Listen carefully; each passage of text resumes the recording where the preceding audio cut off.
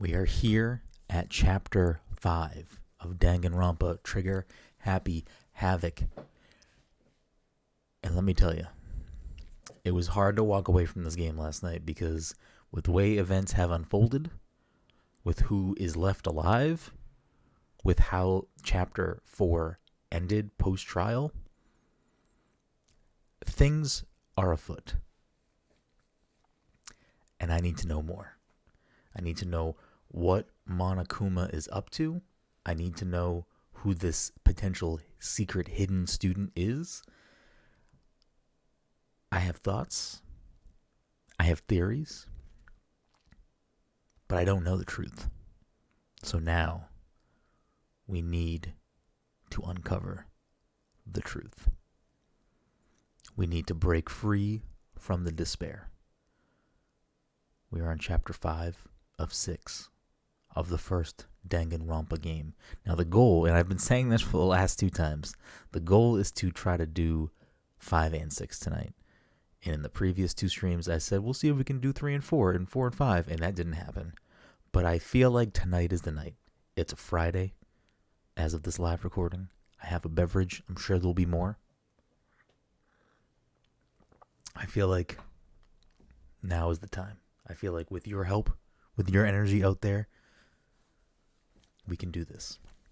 We can uncover what is happening at Hope's Peak Academy. So without further ado, of course, I am Brenden. If you are watching this for some reason out of order, or maybe you just love Chapter 5 of Danganronpa Trigger Happy Havoc, so you're like, let me just see this idiot I don't know play Chapter 5 because it's my favorite chapter. Let's see what he thinks about it. This is my first time playing Danganronpa. I don't know anything about Danganronpa prior to this. I don't know any spoilers for this game. I don't know any spoilers for the series. I am, of course, Brenden from Past the Controller. And without further ado, let's just get right into Chapter 5. Not waste any more time because we've wasted enough. And get used to my voice for the next 5 to 8 hours. What? Mukuro Ikusaba, the 16th student, lying hidden somewhere in this school. The one they call the ultimate despair. Watch out for her. So my guess off the bat is that this student is the one that attacked Makoto when we were in the secret room in the bathroom. Kyoko told me to watch out for her, Mukuro Ikusaba. That was 3 days before the next incident. Oh shit, 3 days before we would be faced with another murder. Oh, okay. 3 days before the worst thing so far would reveal itself. Alright, so I'm assuming that is Mukuro. Also, I will point out that the emblem on the top of that mask is the same as or similar to Monokuma's left eye. So, buckle up. Chapter 5, 100-mile dash. Pain of a junk food junkie.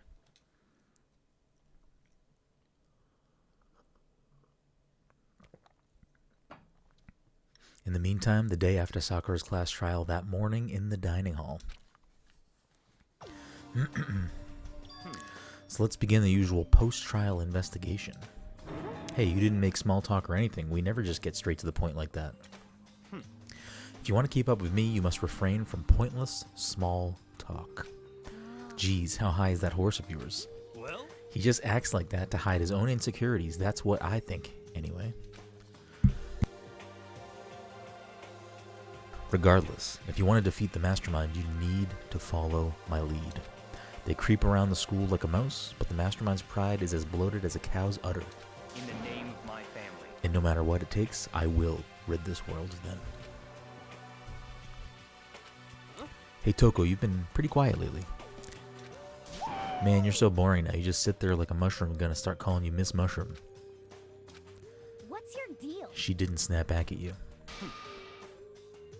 Her talking makes things difficult, so I told her not to open her mouth without permission. What? But if she can't open her mouth, she can't eat or drink water. I don't care. How about And you're okay with that, Toko? Geez, how low is that rock you're hiding under? I believe this is the small talk Byakuya warned us against. Come on. And yet, I let myself get involved. But it is now finished. I will never allow you to drag me down to your level again. Let's go. We're going to begin our search, so stop running your mouths and start moving your legs. Pressured by an obviously irritated Byakuya, we all started our exploration. Alright, let's take a peek here. What do we got? Oh yeah, this should be a new...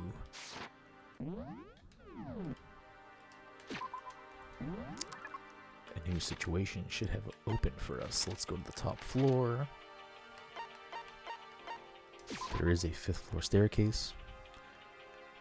But more importantly, let's just see if we can open the data center and or the headmaster's room. I doubt we can, but let's just try anyway. The door won't budge, it must be locked.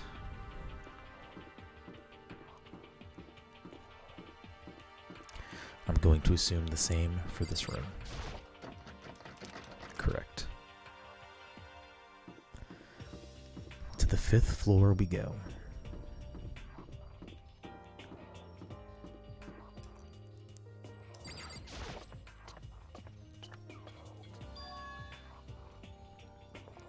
So here I am on the 5th floor of Hope's Peak Academy. The 5th floor has opened up to us, and it's totally different from all the floors we've seen up till now.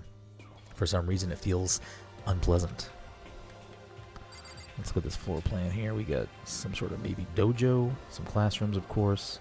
Looks like a science lab, and maybe some sort of greenhouse area, and or, I don't know, botany class, garden. Let's see. Nighttime secrets. More. No. Stomp stomp. He's so dirty.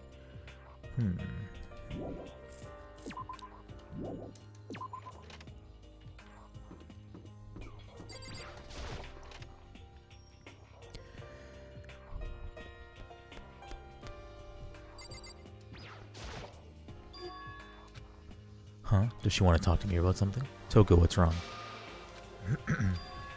Is she trying to say something? I think she's almost just a little more and more I get. I'm sorry, but I have no idea what it is you're trying to tell me. She just let her shoulders drop. She looks so sad, I guess she gave up. Catch me if you can. Wait up, I'm gonna punish you. Gross.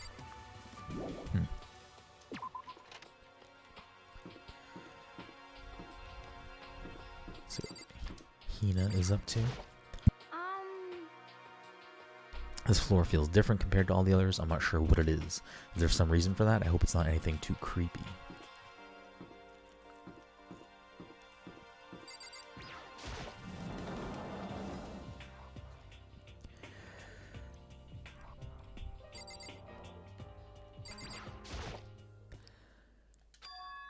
What Kyoko told me yesterday. What the heck did it mean? Mukuro Ikusaba, the 16th student, lying hidden somewhere in this school.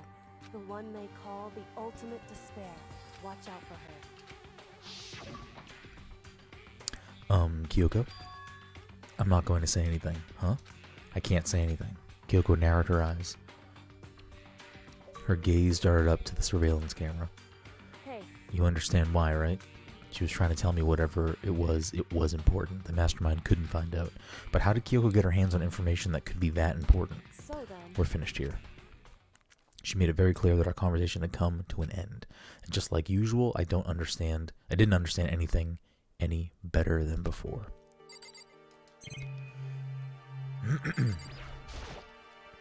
Even though this room is totally enclosed, there's a cherry tree planted here and it is in full bloom. Hey.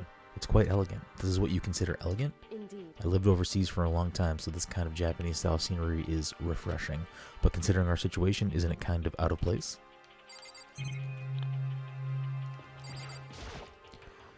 That target seems pretty far away, gotta say, pretty proud of my eyesight. Right.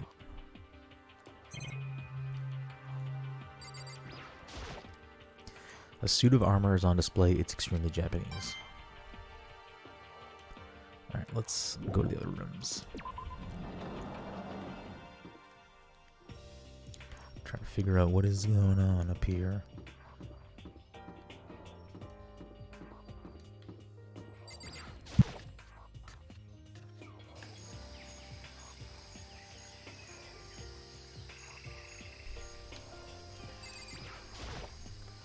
At first I thought I saw blue skies, but turns out they just painted the walls and the ceiling.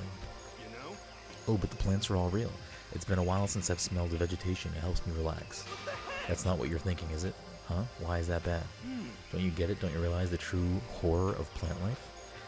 It's there, just beneath the surface, beneath their calm exterior. They're always watching and waiting.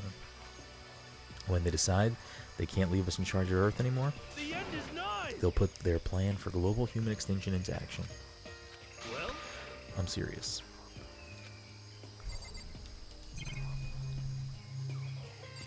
It's a giant plant. What is this? The thing is super weird, super creepy. Flowers aren't supposed to get this big. Is this thing real? Watch out!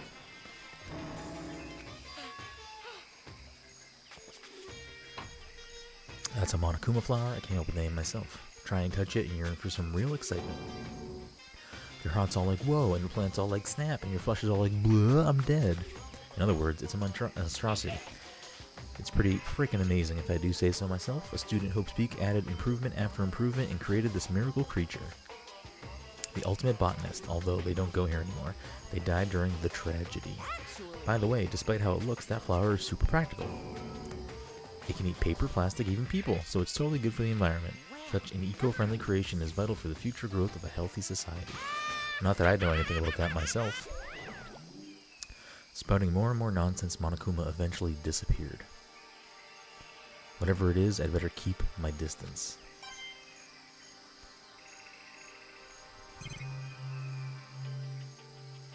Let's leave here. Wait, okay, something else I gotta click on here. Is this a chicken coop? What's a chicken coop doing here? This place even has chickens, huh? They're just regular chickens, right? Like they don't eat people or lay bombs instead of eggs or something crazy like that. It seems safe.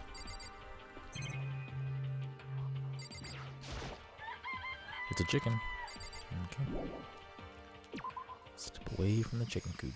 Oh, you like chicken stew, Mukuro? Yeah, I love these little guys. They're seriously cute, right? There's exactly 5 of them here. Exactly 5. You know the number that comes after 4 and before 6, at least in terms of natural numbers? Anyway, whenever the number 5 pops up, that's a good omen.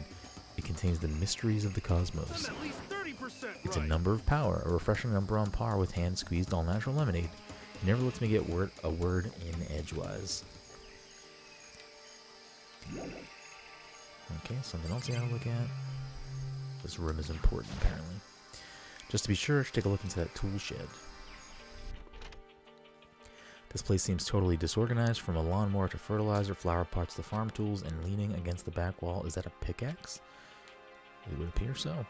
Or a scythe? Oh, yeah, pickaxe. There's something carved into the handle of this pickaxe. Crazy diamond. I feel like I remember seeing that somewhere. I also remember that phrase. There's a lawnmower here, even with this here. Who's actually going to take care of the lawn? I am not clicking on everything in here.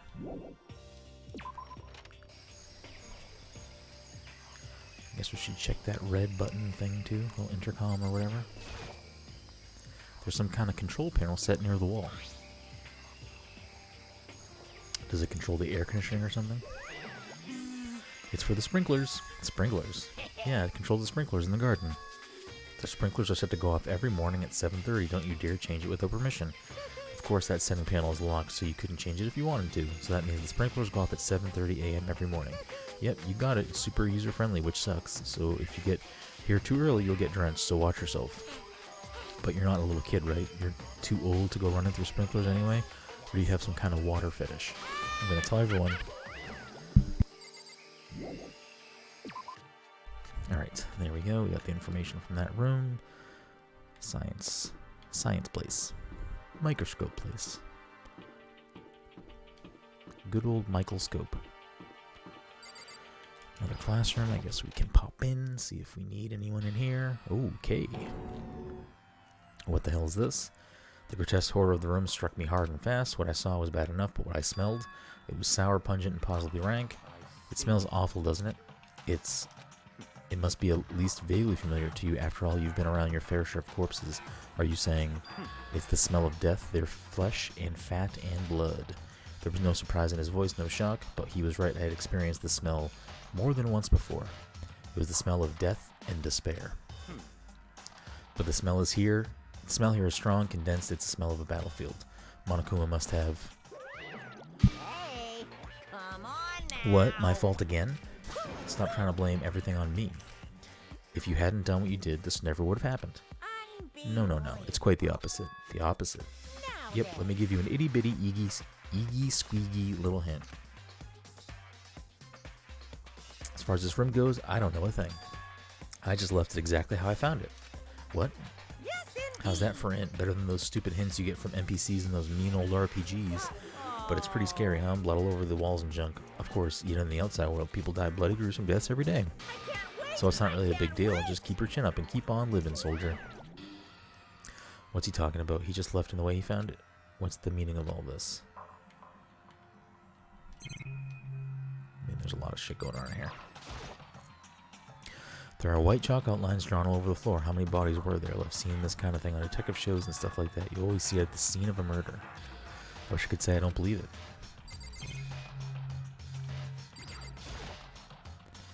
There's blood all over the place. I want to shut my eyes forever against such a ghastly sight. It appears all the blood stains are dry and their color has changed as well. I think it's safe to assume these stains are considerably old. This is all really blood? Of course, I wouldn't find it interesting otherwise. And it is interesting, I assure you. What on earth happened in this classroom? He seems like he's enjoying himself. No way can I keep up with someone like that. I guess over here. Oh, sure, I guess. Yeah, that's everything in here. Okay. Interesting. Raw. It's locked. We came all this way just to be denied here. The sign in the hall says Biolab. A biolab that we're forbidden from seeing into. It sounds kind of like something out of an old cheesy horror movie. I guess I've seen what there is to see up here for now, but once again, nothing I found seems to make any real sense. I need to head back to the dining hall and find out what the others turned up.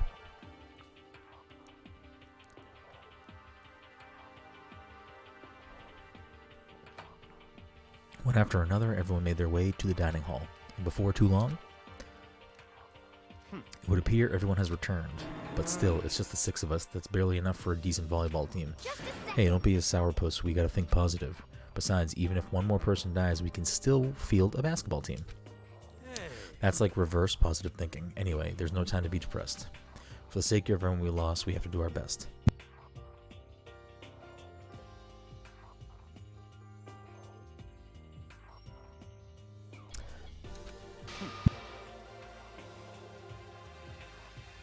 And to sneeze a couple of times. Can we stop all this group hug nonsense? We need to find out what everyone discovered. I checked all the windows on the 5th floor, front to back. That used to be kinda Sakura's job, but anyway, no dice. There were metal plates on all the windows just like everywhere else. Correct. Which means no chance of escape on the 5th floor either. So, But when I was looking around, I realized something about the layout of the school. What exactly did you notice about the layout of the school? just a second. Took a good look around the 5th floor yourself, didn't you, Mukuro? Huh? Why do you ask? So then, Because if you did, you must have noticed the 5th floor is lacking something every other floor has. Bathrooms? Oh, you're talking about the stairs? Oh, or that too. But there were no bathrooms too, right? I don't think so. There aren't any stairs leading up from the 5th floor. That what you're talking about, right? Does that mean the 5th floor is the end? correct. We're finally starting to get a clear picture of the school. All that's left now is to solve the underlying mystery. But that's the hardest part. Okay. Even if it's hard, we still got to do it. Yeah, Hina's right. Everything we will be okay as long as we work together. I'm sure we'll make it out of this. No, I'm not sure. We absolutely will make it out of this, no matter what it takes. Hey, My concern is with the biolab. That was the only place on the 5th floor that we couldn't access. The biolab, I wonder what's in there. If this were like a cliche horror game, it'd be some kind of creature, the final boss, or a tyrant, or... but Where not in a horror game, though. Either way, we don't need to worry about that at the moment. Don't bother thinking about something that can't be understood, no matter how much you think about it. Wait, the whole time I could have did this to remove stuff and take screenshots? Ugh. Don't bother thinking about something you can't be understood, no matter how much you want to think about it. Your tiny brains can only do so much, so focus on utilizing them efficiently. I don't really like how you said, but what you said is probably right. What? No, how I said it was right too. Okay. By the way, did any of you find it? The other strange room on the 5th floor? Well, no, strange is a massive understatement.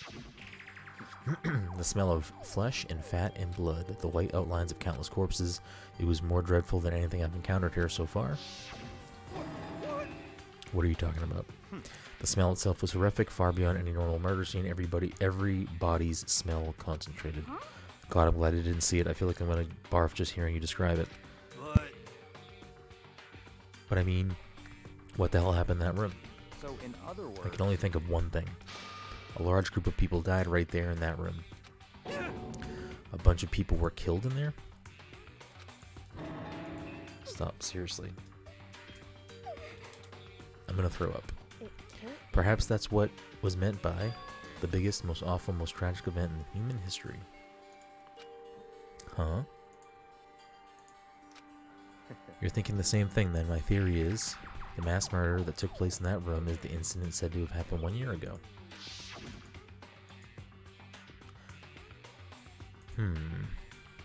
Does this game take place...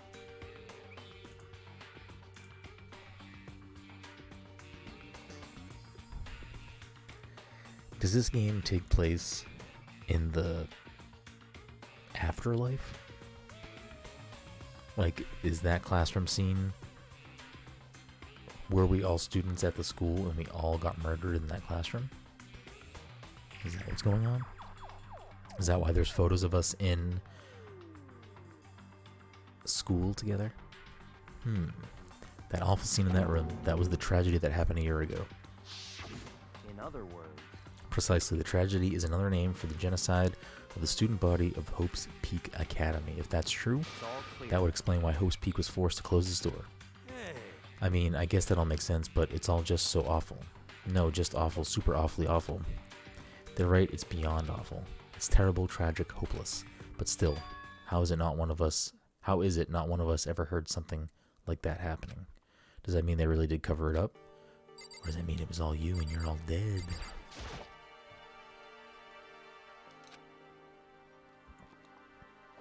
Hey Bianca, it seems like Toko wants to say something. What?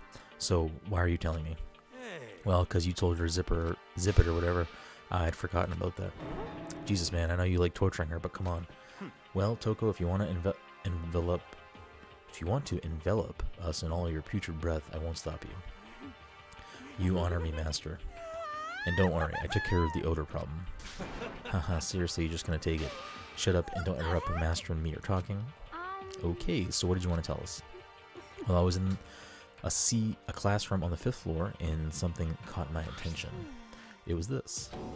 A knife. Oh, what? The thing's huge. It's like Rambo size. What? It's a survival knife of some type. But what was it doing in a classroom? How would I know? Very suspicious. What are you use that knife for? What are you planning to do to us? I'm not going to do anything. I just picked it up. I didn't want to leave a knife just laying around. How about that? I'd rather have it laying around than in the hands of a serial killer. Don't compare me to her. I'm nothing like her. Listen, more importantly, now that we have the knife, what are we going to do with it? You know? We can't let Toko keep it, that's for sure. We don't know what she might do. I don't want it anyway. It's too dangerous. So what to do? So then, Why don't you hang on to it, Makoto? Huh? Me? Oh yeah, I totally trust Makoto to take care of it. Then that's that. Hold on, don't I get a say? It's all clear now. It just shows how much they trust you. You should do as they ask. Are you sure it's trust? I feel like they're just using me. Okay, so here you go, Makoto. They're acting like I already said yes. Fine. I guess there's nothing I can do. I'll just keep it in my desk drawer for now. Anyway, that's all I wanted to say. Hey, Toko. Do I still have bad breath? Sorry. I'm sorry, it stinks. I'm sorry, it stinks. I'm sorry. You made a valuable discovery. Good job. Huh? Did Master just praise me? Hey, good for you. I'm dreaming. I must be dreaming. Oh, that I would ever experience a dream. I feel strange. So strange, really strange. Oh no. Whenever I look at Toko these days, it makes me feel sad.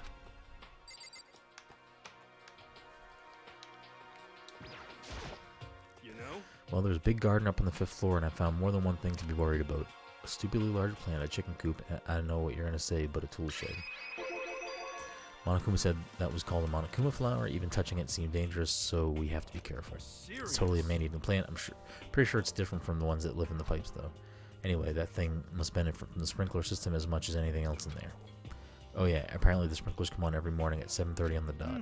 Yeah, remember that. You don't want to get drenched and catch a cold. Yeah. Well, you don't have to worry. They say idiots never catch colds, you know? Of course not, because idiots never get wet.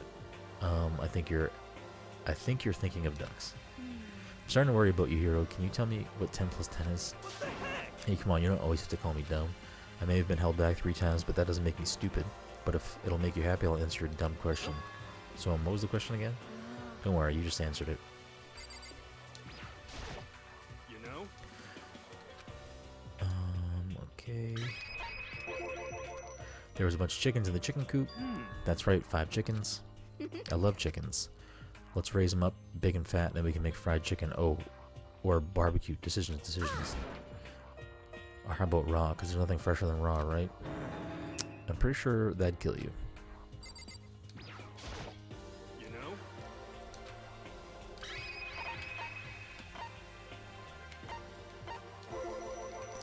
You noticed it too, huh? That pickaxe? What?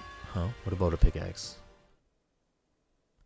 Well, there was a pickaxe in the tool shed, and the words Crazy Diamond have been carved into the handle. Haven't we seen that phrase somewhere before? Crazy Diamond? That sounds kind of familiar, I think. It's true. I don't just think I know. We've definitely seen that phrase before. Where? Oh, that's right, I remember. It was on Mondo's uniform on the back of his jacket. His jacket said the same thing, right? Crazy Diamond. I see. You're absolutely right. But why would that be on the pickaxe in the garden? Mondo must have snuck in here and done it, right? Not possible. But we didn't have access to the garden until today. That's right. Then maybe Mondo brought it with him when he first came and Monokuma confiscated it. Whatever the reason, that's what stuck out to me in the tool shed, the pickaxe connected to Mondo. Well, what stuck out to me wasn't the pickaxe at all. Huh? Then what did? Yo! What I noticed was a lawnmower. I'm thinking maybe we can use it to call for help. How are you going to call for help with a lawnmower? I don't know, maybe you can use it to make crop circles or something. Yeah, that's it. I'm going to make crop circles. And we can use those to call for help. What the heck's happened to you? You weren't like this in the beginning, you know. You know? Well, back then my personality hadn't quite solidified yet. I didn't think it was possible, but I'm more disappointed in you now than I've ever been. Well, I think that's all the new information we have for now. Yo! So now what do we do? Well, starting today, you're all under my commands, but before we proceed, I need to figure something out. No Jeez, how way. cocky can you be? You're gonna bust through the ceiling if your head gets any bigger. So what is it you want to figure out? Kyoko's identity. Well, Kyoko's identity, but Kyoko is Kyoko, right? Yes, but who is she? The rest of us have a clear, definable reason for having been selected to attend Hope's Peak Academy. Hina is the ultimate swimming pro, Hiro is the ultimate clairvoyant, even Mukuro is the ultimate lucky student. More unlucky than lucky these days, but... So what about Kyoko? Can anyone tell me what she is? Now that you mention it, she's never told us. Well, Kyoko doesn't really like talking about herself anyway, right? It's not a matter of what she likes or doesn't like, this is a matter of trust. Can you trust someone who's unwilling to reveal their true identity? We need to avoid raising any more unnecessary suspicions, so Kyoko, it's time you told us. She's got to be like ultimate puzzle solver, ultimate detective or something. I can't. What? Why won't you tell us? Wrong. I didn't say I won't. I said I can't. What the heck? What do you mean? So Because I don't remember. Oh, what? I have no memory of what I am. You have no memory, you mean? Amnesia? What? If I thought you had a sense of humor, I'd say you were joking, but if this is a joke, I'm not laughing. this is You can't be serious right now, can you? I knew you wouldn't believe me. That's why I didn't say anything. However, But if it doesn't matter, either way, the truth will make itself clear before we're done. What? So you have no intention of telling us, then I can no longer stand by and do nothing. hey, What are you going to do, torture me? Nothing so barbaric as that. It's all I will clear. simply limit your options. I can't allow you to engage in any further suspicious activity. what? Limit my options? Just Give me the up. key to your room. But if she gives you her room key, she can't go to sleep in her room. She'll be breaking the school regulation. And if she doesn't want that, she'll talk. It's easy. All she has to do is tell us about herself. Just hold on. A threat like that. That's fine. Fine, I understand. Good, you're finally in the mood for conversation. Without saying a word, Kyoko walked right up to Byakuya and held out her room key to him. It can't be. You damn fool. Why do you refuse to talk? Because Whether I want to or not, I can't. All I can do is keep telling you that. so Maybe she really did lose her memory. If you really think about it, it doesn't sound totally impossible. This is the worst school ever, where only the worst stuff happens, right? Amnesia would fit right in. However, The worst school, where only the worst things happen? Do you really mean that? Huh? hey, Can you really be sure that life here has been filled with only the worst things? What do you mean? Perhaps I've said too much. Kyoko then turned her back on us and without a word began to walk away. Come on. Where do you think you're going? goodbye. Don't worry, I'm not going to do anything to harm any of you. Those were her last words as she left. Kyoko's last words. The dining hall was silent. The only sound was the door opening and closing as Kyoko left the room. What the heck? What's her deal? But I think you went too far taking her room key like that. For her, that wasn't far enough. Or maybe she gets off on the intention. I can't believe her enjoying getting yelled at. Stop talking. You're getting noisy again, Toko. Come on. Sorry, I can still hear you. The sound of you breathing or your heart beating, it grates on me. Are you telling her to die? I mean, I know how you feel, but what's Kyoko going to do now? Plus the situation, it's just like before. It's no different from when everyone started accusing Sakura. And I'm no different either. I still can't stop anymore. What are you yelling all of a sudden? Cause look. Oh boy. It's you. How long have you been standing there? I'm very, very angry. Angry at what?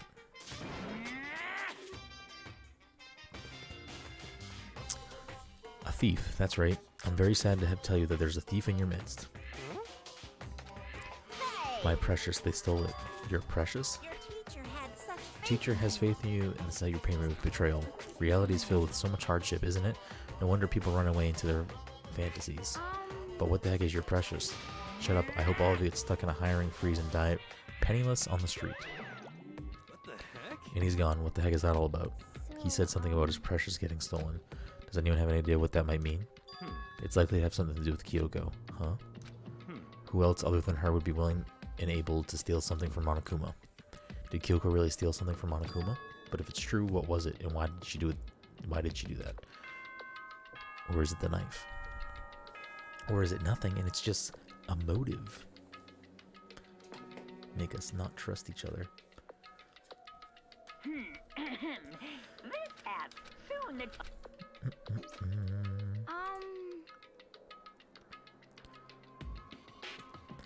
Uh-oh, we need to get out of here. You know? We can talk about this more tomorrow and about Kyoko. However, after what just happened with Monokuma and Kyoko, I feel like there's something in the air. I would suggest you take extra precautions tonight. Stay in your rooms. Don't go wandering around. Not like we need you to tell us that. Goodbye. Well then, let's disperse. I'll see you all tomorrow. Following his lead, each of us went back to our rooms. Ah, that's right. I need to put away the knife that I got from Toko. I think the safest place for it will be in my desk drawer. But anyway, is Kyoko really going to be okay? She can't get into her room. What's she going to do? Isn't there something I can do? Something I can fall asleep like you do.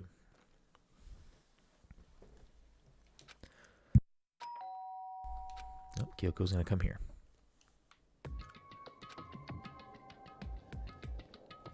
As I open my eyes, I realize I've fallen asleep without realizing it, but more important, did I hear the doorbell? Kyoko? Hey, I'll be waiting for you in the dressing room. See you there. Hey, wait, Kyoko.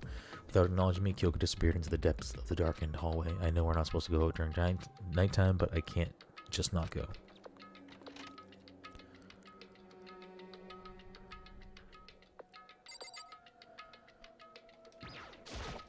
hey, Sorry for asking you to meet with me so late. It's okay, I'm used to it. correct. Indeed. So then, Well then, let me get straight to the point. It's something you can't talk about in front of the surveillance cameras, right? So does that mean, does that have something to do with whatever it is you stole from Monokuma? Monokuma told us earlier that someone had stolen something from him. Was it you? indeed. That's right. So I was right. But what did you steal? So I stole this. A key? But looking at it, I couldn't tell it just wasn't any key. It was shaped like Monokuma. It was probably the only key of its kind on Earth. Where did you get this? From the headmaster's room. What? You snuck into the headmaster's room? But wasn't it locked? The lock was broken. What? correct. It was Sakura. She did it for us. She did? Indeed. Remember what she said in her note? I'm not going to just lie down and die. I will fight you. So Sakura broke into the headmaster's room for us. That's right. So that's right. So that we could uncover whatever secrets may lay hidden within. She did that for us. She violated the school regulations to help us. She already decided to die, so her last act was to defy the rules of this place. Indeed. I noticed the room was open after the class trial was over yesterday, but if I just strolled in the room, Monokuma would have noticed right away, which is why I used you as a decoy. So you asked me to meet at the data center in order to... Correct. I wanted you to draw Monokuma's attention. I took that opportunity to sneak into the headmaster's room, and as a result, I found this key. Wow. Then what you told me about yesterday, did that come from the headmaster's room too? Mukuro Ikusaba, the 16th student, the one they call the watch out for her. Did you find out about this Mukuro Ikusaba while you were in there? Indeed. I did find a file in the headmaster's room that talked about her, yes. I don't know I don't know all the details yet, but one thing I do know is that Mukuro Ikusaba is dangerous. Dangerous? In other words, She may very well be the mastermind. Mastermind? But didn't Alter Ego say that the headmaster was probably the mastermind? wrong. No, the headmaster isn't the mastermind, I'm sure of that. What? I don't have proof yet, but I have no doubt I'm right. To make such a strong statement without proof, that's not like Kyoko at all. But if it isn't the headmaster, does that mean Mukuro Ikusaba really could be the mastermind? Anyway, this key is the one bigger opportunity we've been waiting to get our hands on. Now that we've grasped it, we can't let it go, can we? Sure, but I mean, what's this key even unlock? So, I don't know yet, which is why I need you to draw Monokuma's attention again while I go and find out. Wait, so you're planning on sneaking back in again? You can't, that's way too dangerous. And you want me to draw his attention, but we don't actually know there's just one mastermind, right? If there's more than one person watching us. is that right? But they did catch on last night, right? Maybe we just got lucky. Hey, Or maybe the mastermind can't monitor us and control Monokuma at the same time. Huh? Like I said, we didn't get caught last night, but as you said, maybe it was pure luck. Which is why we're going to run the experiment one more time. And if we're successful again, then what may have just been a lucky guess will be proven true. And as Kyoko talked, she was calm and collected as ever. I couldn't help but just stand there and listen. hey, If it's true that the mastermind can't watch us and control Monokuma at the same time, then there would have to be a period of time where the mastermind is vulnerable. What we need to do is find out for sure if that's actually true and if we can exploit it. Maybe, but no matter what the reward, the risk is just too high when I think what might happen if we fail. why is that? I don't think you need to worry all that much after all. With minimal restrictions, you are free to explore Hope's Peak Academy at your discretion. No restrictions have been placed on our efforts to solve the mystery, am I wrong? Even when I took the key, I didn't break any rules as far as I can tell, but if the mastermind decides to do something, all the rules in the world won't matter. He could just kill us all without a second thought. I see. I see. In that case, even if the plan fails, we'll still be able to prove or disprove that hypothesis. What? Correct. In a moment of crisis, will the mastermind break their own rules or adhere to them no matter what? In In other words, we gain something whether we succeed or not. Now there's no reason not to do it, right? But if you spend you sp- all your time trying to avoid danger, you'll never move forward.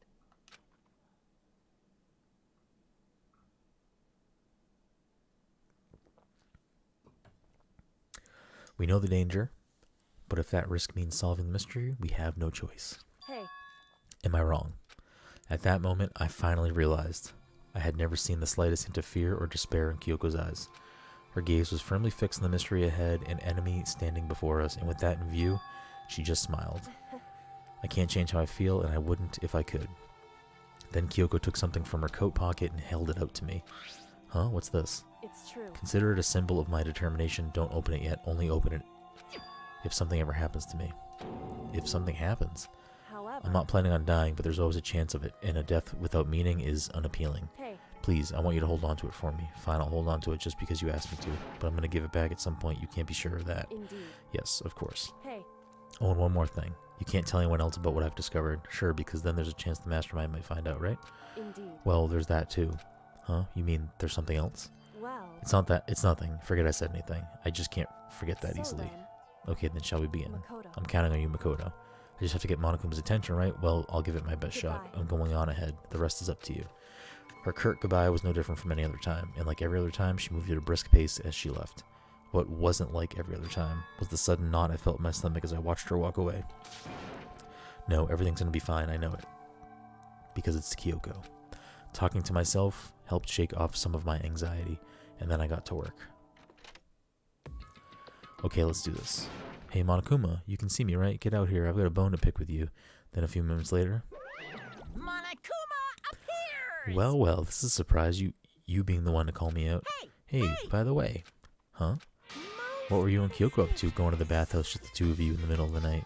Definitely a haunt and steamy moment, wouldn't you say? So warm and wet, wet and warm. I bet you guys removed to conform with local and international friendship laws.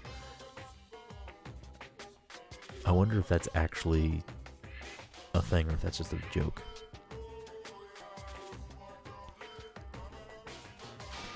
All over her, didn't you? Oh, okay. Not gonna talk, huh? Sure, I get it. Well, whatever. Unlike you, I have absolutely no interest in late night bath scenes. Okay. Because I like to maintain a healthy life of observation far away from the X-rated exploits. Oh, so is that why you're no you popped in at the right time, Ken.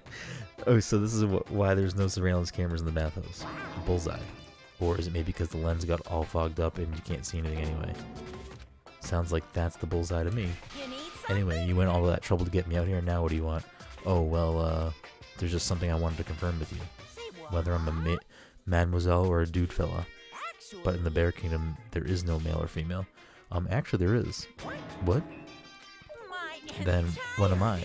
My entire existence. That's enough. I'll get stuck if I think about it too much, so what did you really want to ask me? Oh, well, you told us earlier that your precious had been stolen. What's this precious of yours? Listen, I'm sure this is a silly question. No way it's possible and all, but is that seriously what you dragged me out here to ask me? You gotta be kidding me. You gotta be 100 megaton freaking kidding me. You're not gonna ask me something useful like how to get the best honey or uracine breeding tips? Ursine? This is just crazy. Are all pubescent teen boys as nutty as you? God, you're so annoying. Fine, I'll tell you. It was a key and blank. That's it. What was the second thing? It's a blank, stupid. A secret. Fill it in yourself. Making me trudge all the way out here for that? I'd like to see what's going on in that brain of yours. And the next time you summon me for something so stupid, I'll open up your skull and find out. Dropping more than a few swear words, Monokuma stormed off. Whew. I hope I kept him distracted long enough. Now all I can do is wait and hope Kyoko makes it out okay. No, she'll be okay. It's Kyoko after all. I'm sure she's fine, right? I went back to my room and laid down, doing my best to settle my nerves and get back to sleep.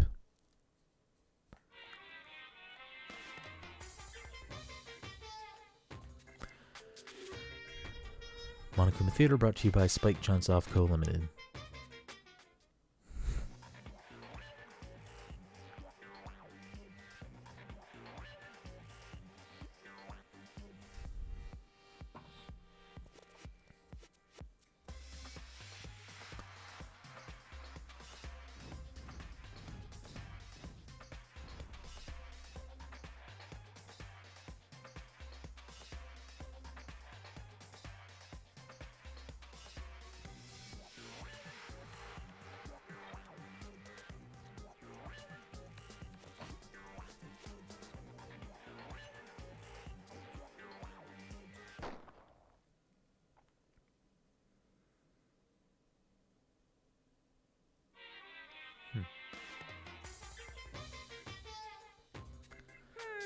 This is a super stylish, super fashionable game is created by Spike Chunsoft, then we've got to buy it now. Then you guys have to recommend it to your friends too. Okay.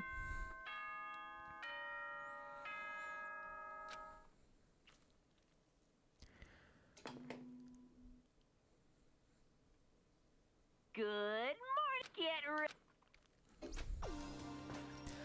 My body feels so heavy this morning. It must be because I was up so late last night. Anyway, I need to go to the dining hall.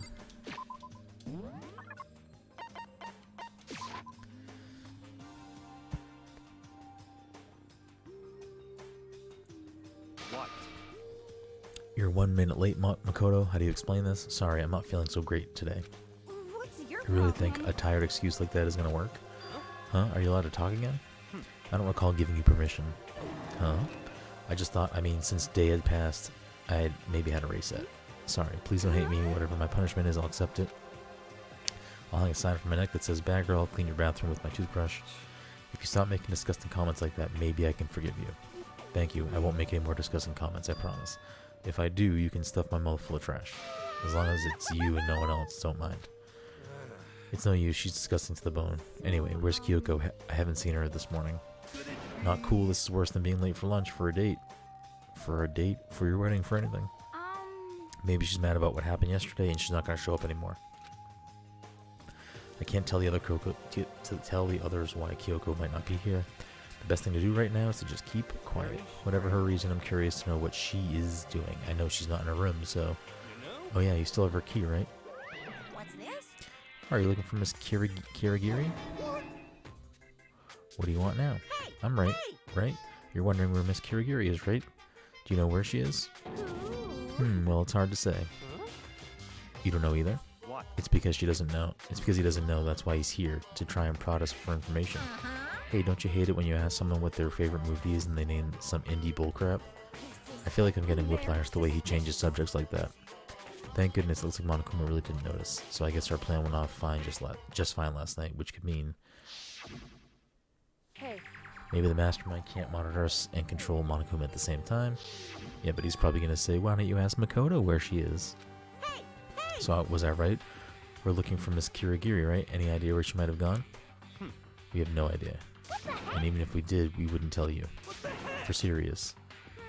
I see. Well, fine, whatever. I don't even care anymore. Sayonara, suckers. As soon as he was gone, we all glanced around at each other. So, what was that just now? Does that mean Monokuma doesn't know where she is either? It would seem that way. You know? Where the heck could she have gone? Don't you think we should all go look for her? And how would you suggest we approach that task? Even Monokuma can't seem to locate her. Very Yeah, how can we suspicious. not know where she is? Yeah, totally. So strange. Kyoko must have used that key to sneak into some unknown part of the school. But somewhere even Monokuma would notice. Where could it be? We spent the rest of breakfast talking about where Kyoko could have gone. Afterwards, we returned to our rooms.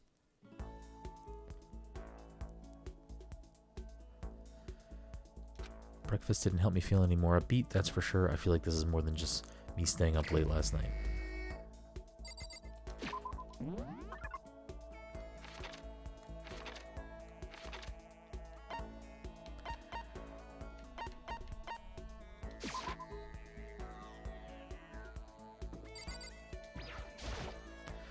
Monokuma seems like super advanced, right? I think maybe we've been caught in the middle of something terrible. A global revolution by the ancient civilizations that we've ruined. Their alien technology will destroy us, or maybe not. I don't know. Sure. It's not like some occult mystery. Well then, I got a story for you.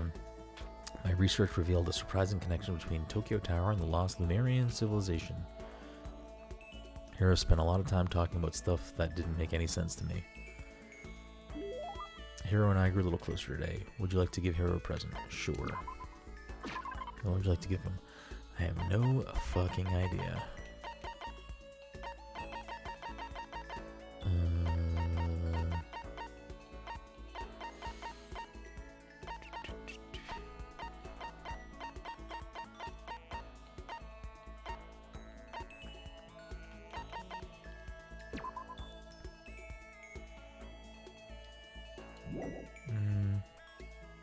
I could see him enjoying this. That's real nice of you, man. I'll gladly take it. There we go. I get the impression he liked it. That's good. Could it be? Hey, Makoto, you know what I think? You and me meeting like this, it wasn't a coincidence. So I've got some good news for you. I'm going to give you a psychic reading at a huge discount. Discount? How about Normally it's $1,000 for 2 hours, but for you, let's call it $900. That's only a $100 discount, and even then it's way too expensive. Hey, come on, you should count yourself lucky like the ultimate clairvoyant is willing to tell your future. So, are you right pretty often? I sure am. At the bare minimum, I've got a 20% chance of accuracy. 20%, that sounds pretty sketchy. What the heck? For real. Don't make that face. Didn't you hear what I said? 20% of the time I'm right. That includes natural disasters, election results, you name it. Don't you realize how amazing that is? How about Okay, that? fine. I'll give you a special trial run. After all, I've already seen what the future has in store for you. What? When did you see it? Well, You won't believe what I saw. It would appear that the mother of your children and the mother of my children are the same woman. I refuse, denied, don't like it. I'm right. Doesn't matter if right? you don't like it, that's just the way it is. 20% accuracy, you say? You know? At least. I pray to everything holy that you're wrong. Please be wrong. Now then, since that was a special trial run, I'm afraid I can't apply the discount. That'll be $1,000, please. Don't worry, you can pay me after we get out of here. Wait, hold on. There's no way you're going to be right? If you like, I can do a reading right now to see whether my reading was right or not. Naturally, additional fees will apply. Think about it, okay? Let me know as soon as you're ready for my services. Oh, he's gone. Do I have enough in my bank account to take another crack at it? No, I can't bring myself to pay for something like that. I can see how people could fall into that kind of cycle, though. That was close. Please, whoever's listening, I'm begging you. Whatever else happens, don't let him be right. Okay.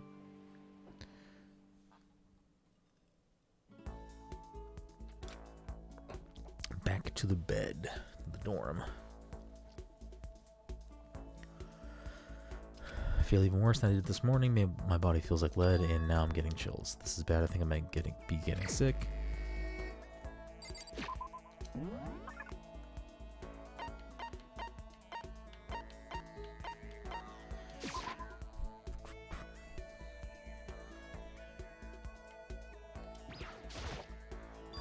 A person's ability is measured by the power they display at the point where pressure is applied. Yeah.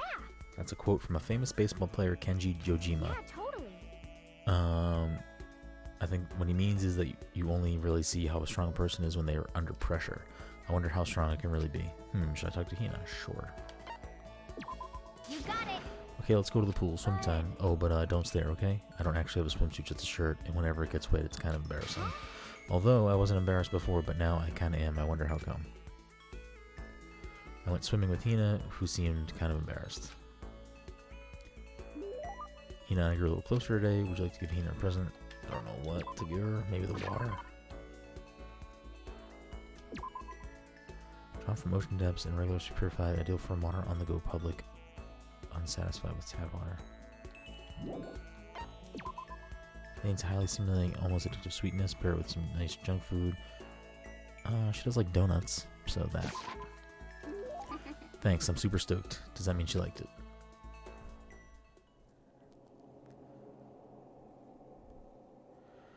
I'm getting the chills. I feel kind of dizzy.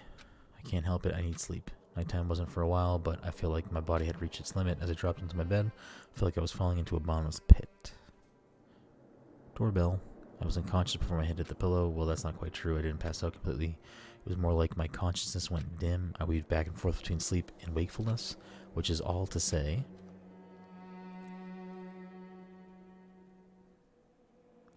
I was restless. At some point, I found myself wandering through a strange dream. And within the dream, a voice echoed across the halls of my mind. I understand. That voice. It's so familiar. It's I understand. It's me. I understand. I should understand everything. My goal isn't to get out of here. It's to stay here. Huh? What am I trying to say? Hope. This is all for hope. And that's why I have to stay. I have to stay here. What?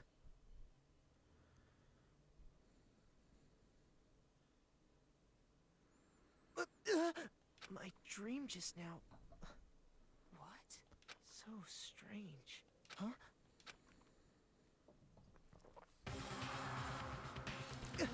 Oops.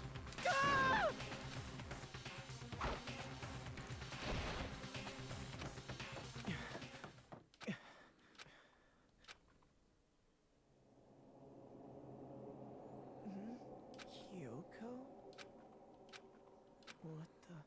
What did you say?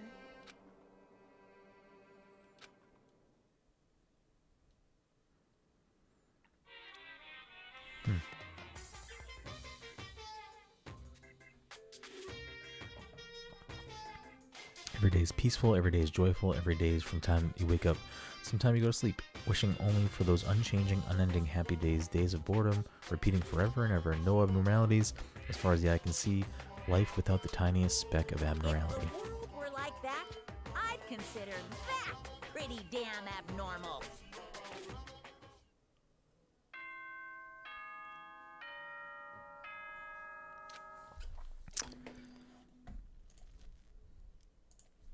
Good morning, everyone. It is now 7 a.m. and nighttime is officially over. Time to rock.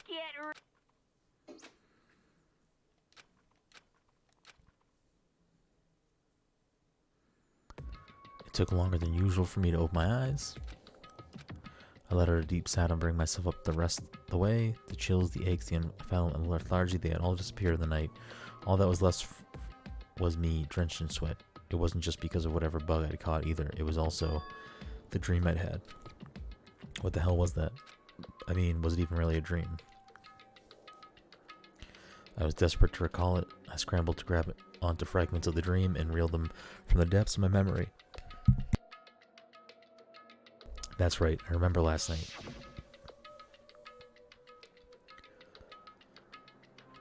I came down with a fever and couldn't quite get to sleep. And I heard a voice I didn't really understand, and then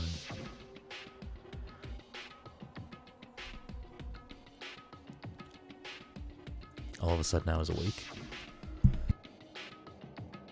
And there was a strange person sitting next to my bed wearing a mask, and they were holding a knife.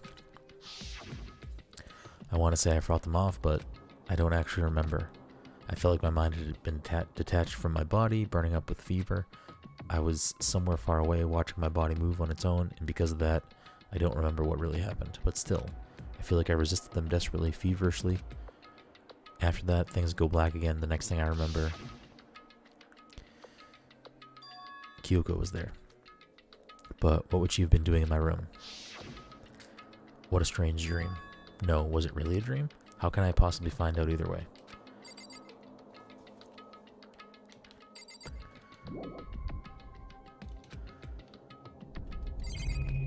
See if the knife is gone, I guess. I open the desk drawer and... it's empty, there's nothing inside. Wait, nothing inside? That's strange, because it definitely wasn't before. I'm positive I put the knife I got from Toko in there. Wait, that means... The knife they told me to keep safe. I knew it. I just had a feeling. It wasn't a dream after all. But if that's true, this all makes even less sense. Why would someone have wanted to attack me? And who was that behind the mask? And why was Kyoko? What the hell's going on? Well, I don't think I'm going to figure it out on my own.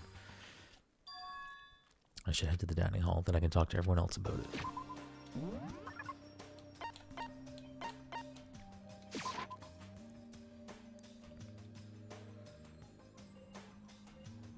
Hey, Makoto. Yep, that's Mukuro. Sure as the sky's blue. Hey, Hina. You really had me worried, you know. What happened to you last night? Worried? Yeah, right after nighttime hit, we all went to get you. We were hammering at your doorbell, but you never answered. We thought maybe you'd been, you know... I mean, not that that actually happened. I mean, nobody here would want to, you know. So anyway, what were you doing? I didn't feel good, so I went right to bed. I had no idea you guys even showed up. But why did you come to get me? Did something happen? Well, lots of stuff, actually. I'm not sure I can really explain. Let's go meet up with everyone else. I'm going to tell you about it. So is everyone waiting somewhere else, or we all stayed up the whole night? I lost at rock, paper, scissors, so I had to come get breakfast for everyone. So you got here just in time. Come on, help me carry. Okay, sure. Everyone's in the gym. Hurry up, I'll meet you there. The gym? Why is everyone in the gym? And then the entire night?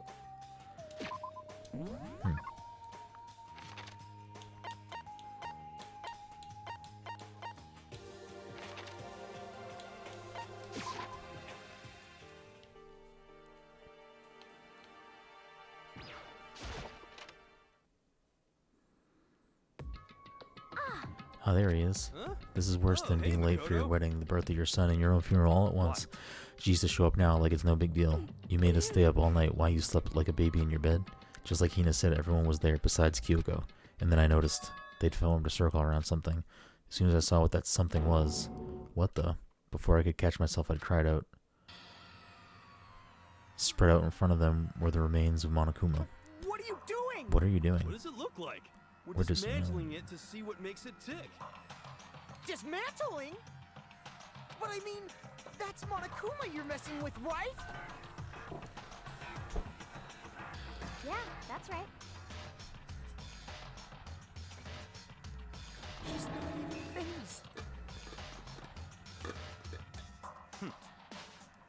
Relax, there's no danger.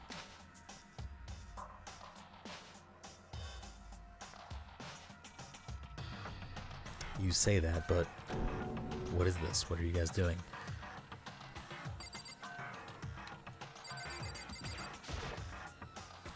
Looks like it's been professionally disassembled. How is that possible? Tearing apart something like that isn't dangerous. Okay. Seriously, what are you thinking? How can you say tearing apart something like that isn't dangerous? Well, I guess I'll handle this. I'll explain what's going on, Mukuro, because that's much not like you. Kyoko found this little fella laying around, then he tore it apart. That doesn't explain anything. Just before we went to bed last night, I came to the gym to try and talk to Monokuma. I wanted to see if he had any information about Kyoko's disappearance. And I found him here, just like normal. However, when I found him, he was no more than a regular toy. He didn't react, didn't say a word. You're saying he wasn't moving at all. I waited there until nighttime officially began, but still Monokuma laid there motionless. I gathered everyone up as quickly as possible so they could take a look. Even then, he still didn't make a move, so I immediately initiated the disassembly process. It was Master's stroke of genius, a chance to find out what made Monokuma tick. One thing we discovered is that he's quite a sophisticated machine.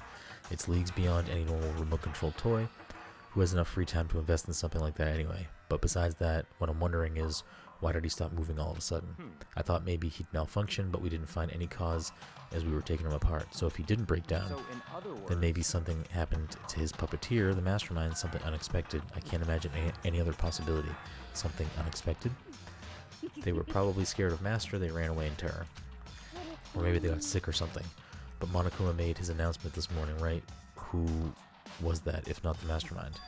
Oh, I'm sure that's for recording. It's set to a timer and plays as necessary. That's true. He says the exact same thing every day. Hey guys, I don't think now's a good time for light conversation. I just found something. What is this? It's what? A bomb. There's one installed in every Monokuma robot, I'm sure. A bomb? That's super bad. We need to get rid of it. Roger that. It appears the bomb has a motion sensor. Any sudden movements, it's sure to go off. Motion sensor for serious? I'm starting to get all shaky. Hey, get it together. You're a man, aren't you? I'm fine. I'm totally fine. You're so not fine. You're all ah-ha-ha. Oh, I'll probably should have mentioned the motion sensor is off right now. Huh, jeez, don't scare me like that. God, you're like the world's most spineless worm of the century. Hey, come on, the century's just getting started. Don't call the race already. Whatever, just hurry up and put the bomb down. Hanging on to it's not going to do anyone good. Oh yeah, good call. Well? Okay, it's down. Everything's all good. Hero put the bomb down, but that wasn't my main concern at that point. My eyes were glued to Monokuma's remains. He just stopped moving all of a sudden. Was it really because something had happened to the mastermind that they weren't expecting? But what could that have been when I thought about it? I couldn't help but think back to the night before, being attacked by that masked figure. Hey, Makoto. Huh? Don't us. Did you hear a thing we just said? Huh? So that's a no. What are you, some kind of brain-dead farm animal? Sorry. We were saying since we're done dismantling Monokuma, what should we do now? We've decided to continue our offensive assault. To try and uncover the mastermind's true identity, we're going to break into the headmaster's room. Really? Since the mastermind appears to have stopped all activity, now's our chance, wouldn't you agree? But if the mastermind comes back while we're in there, if you're scared, you're welcome to stay here by yourself. Or go live in the chicken coop with all the other chickens. You can be chicken number 6. This is a battle. A fight to the death between us and the mastermind. We don't have time to deliberate. Yeah, I mean, I don't want to have to kill each other or anyone else, but we have a chance now. Come on. So what are you gonna do? Are you going to run away, or are you going to fight? You're right, I'll go with you. It's all clear. Okay, then we're gonna break into the headmaster's room. Everything comes down to this moment. Anything can happen, so prepare yourselves. I'll follow you anywhere, Master, to all the ends of the earth. Sakura, if you can hear me, lend me your strength. I can do this. I'm a man, and I can do this. I've got the will of the entire universe on my side. We each found determination in our own ways, and when we were ready we left the gym. Our target was the headmaster's room on the 4th floor of the school.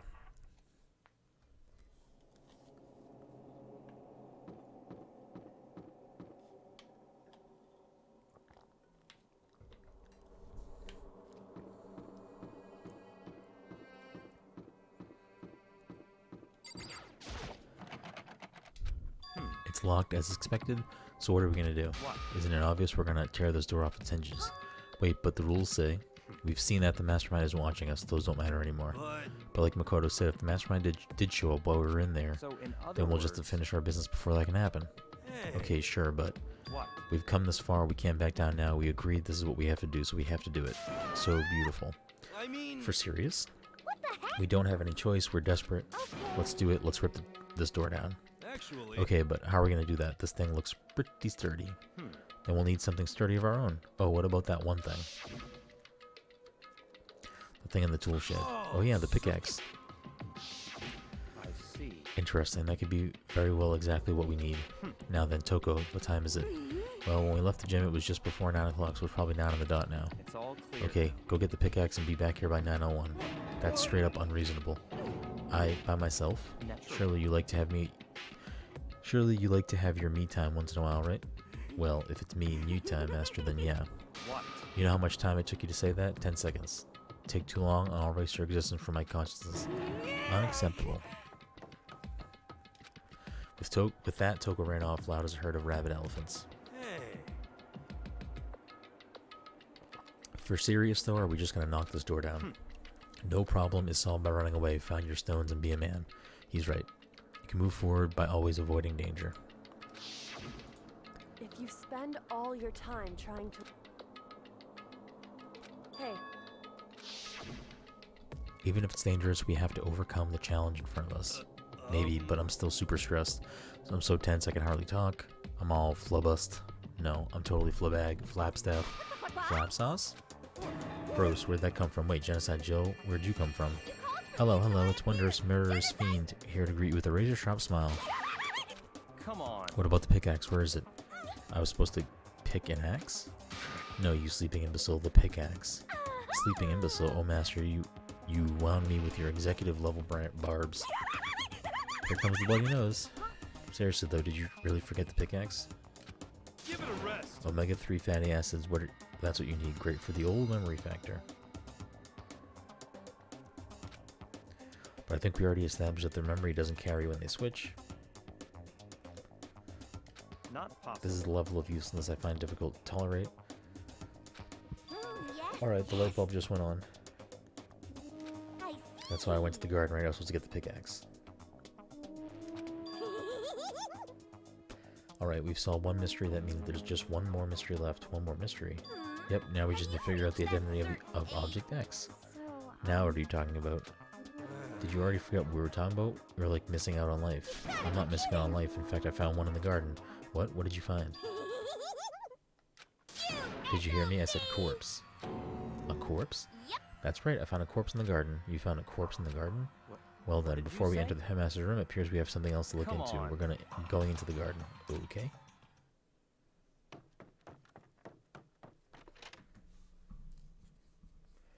As soon as we entered the garden, I saw it. I didn't want to, but...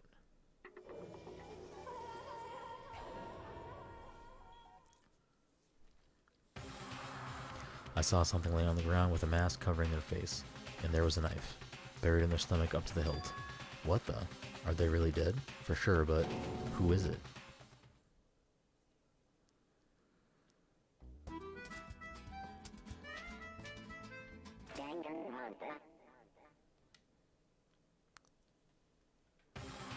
It fucking better not be Kyoko, just to make things clear. Last night I was attacked by someone wearing a mask, and whoever that was, now they're dead. I don't know why, but now they're laying dead in front of me. I told you there's a corpse hanging out right here. Are they really dead? Is this really a dead body? You need to begin looking around right away, however, but be ever so careful, there's no telling what you might find. Yeah, I mean, can we take this mask off this person? We need to find out who this actually is, but there's no way to tell with the mask covering their face like that, and the white coat they're wearing makes it impossible to tell anything about the body itself. The victim is a total mystery, but one thing I do know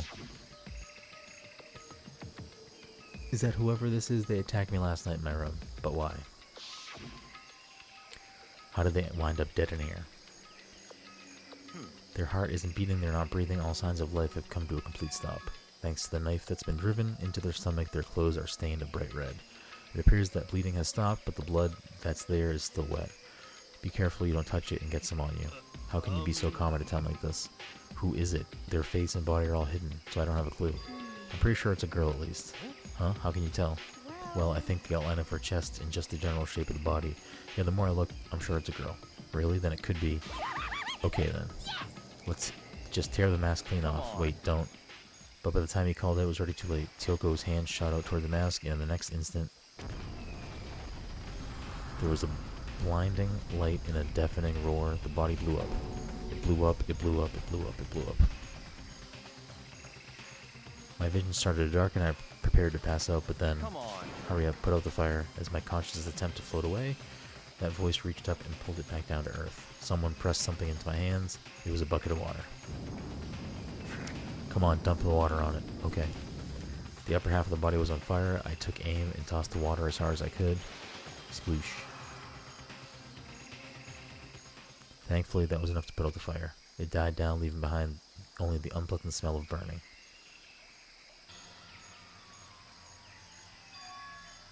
I guess that took care of that.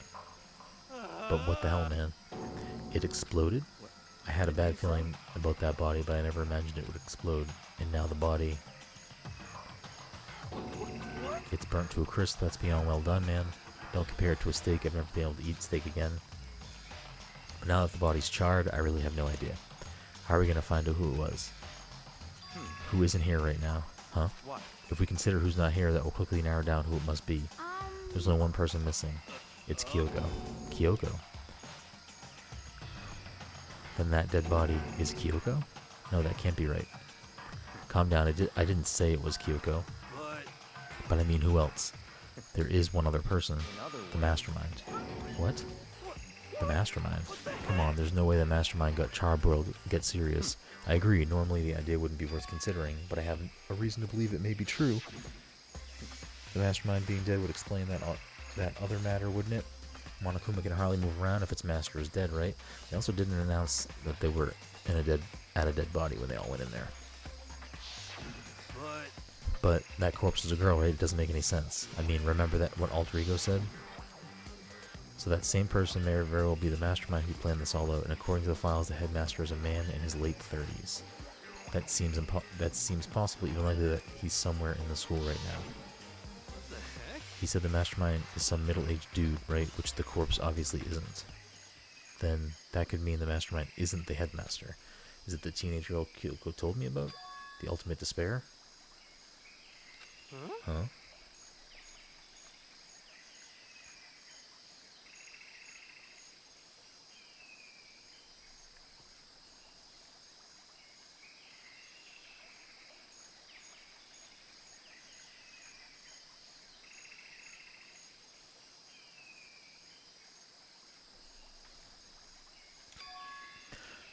Mukuro Ikusaba, the 16th student at Hope's Peak. What are you talking about? The other day, Kyoko confided in me. She said there was a 16th student here in the school. I think you better tell us everything you know. Well, all Kyoko told me was... Mukuro equals the 16th student, the one they call the... Watch out for her. It sounded like Kyoko thinks Mukuro Ikusaba is the mastermind. No, the headmaster isn't the mastermind, I'm sure of that. What? I don't have proof yet, but I have no doubt I'm right. I see. There's another student here, and it's a female that would match the body's characteristics. In that phrase, the ultimate despair, it sounds like super mastermindy, doesn't it? Okay, so the mastermind is the girl, Mukuro, and she's a student here, and she's the ultimate despair. But if she's been hiding here in the school like some teenage Bigfoot...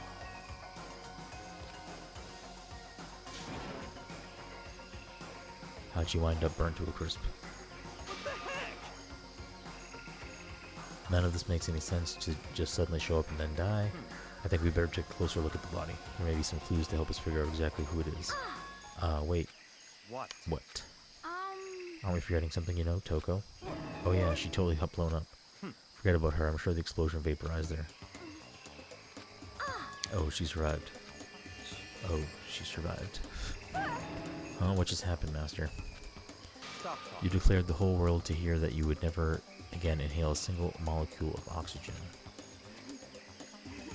Oh, then I don't mind breathing in the carbon dioxide you exhale. That's enough for me to live. This is the strangest back and forth I've ever seen.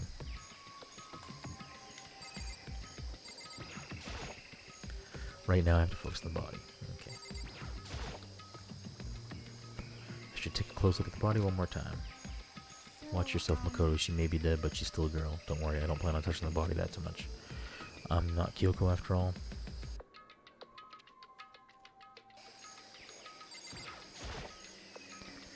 There's something next to the body. It's a key. Is this what Kyoko took from Monokuma? No.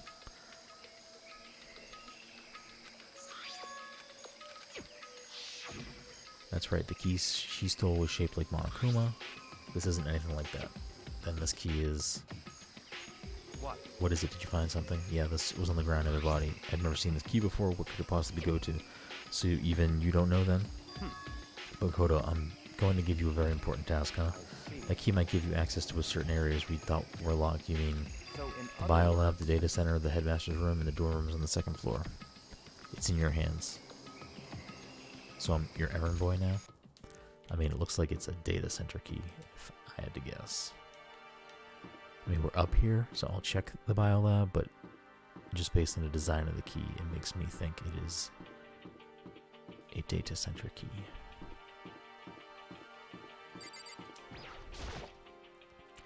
The biolab was definitely locked before, okay, let's give it a shot.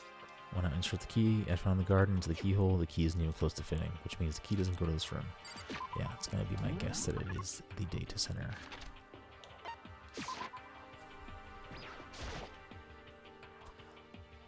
The door to the data center was definitely locked before. Let's give it a shot.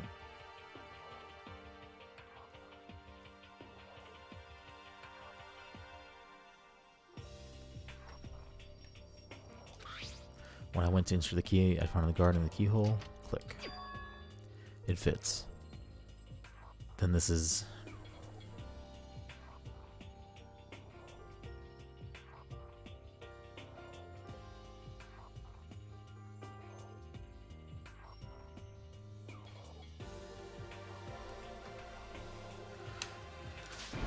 I'd managed to unlock the data center. I guess all that running around paid off. I have to go tell everyone else. I immediately headed back to the garden.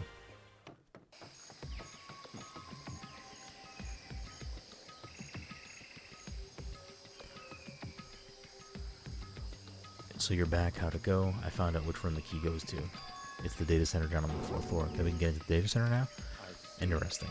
But why did the now deceased have the key on them? I suppose we just have to go to the data center and find out. Well, I think you're right. Here we are. Looks like the door is still unlocked. Hey, so you open that door and there's not going to be another huge kaboom like before, right? You're asking that question now? Don't worry, we have Mukuro. What? in other words, It's in your hands again. It means I trust you. That's an absolute lie. I'm just being used. Okay. I reached out and put my hand on the door. I closed my eyes to try to clear my mind. With a silent prayer, I slowly opened the door. Nothing happened. After making sure I was still alive, I slowly opened my eyes.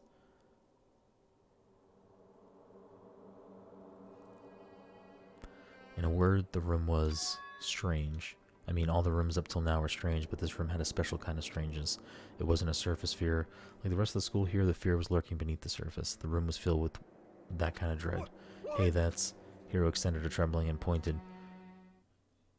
Look at all those monitors on the wall. Look what they're showing. Yeah, obviously. There's fucking cameras everywhere. Each monitor displayed a different section of the school. The dorms, the classrooms. Every part of the school was covered. This is... what? It's the direct feed from every single surveillance camera. All the cameras in the school feed back into this room. And they're displayed on these monitors. So the sole purpose of this room is to watch us. To watch us? Then this room is It's all the mastermind's private room without a doubt. The mastermind's room. I guess that makes sense. So the mastermind was here. Watching us. Then I think this settles it. Huh? The body in the garden? If they had the key to this room, it can only mean one thing. That was the body of Mukuro Ikusaba, and she was the mastermind. And the mastermind is dead, like really, really dead? It would seem so. For serious?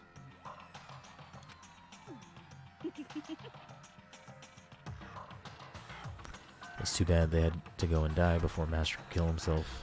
The mastermind is dead. Could that really be true? Does that mean it's all over? Because I mean, that body.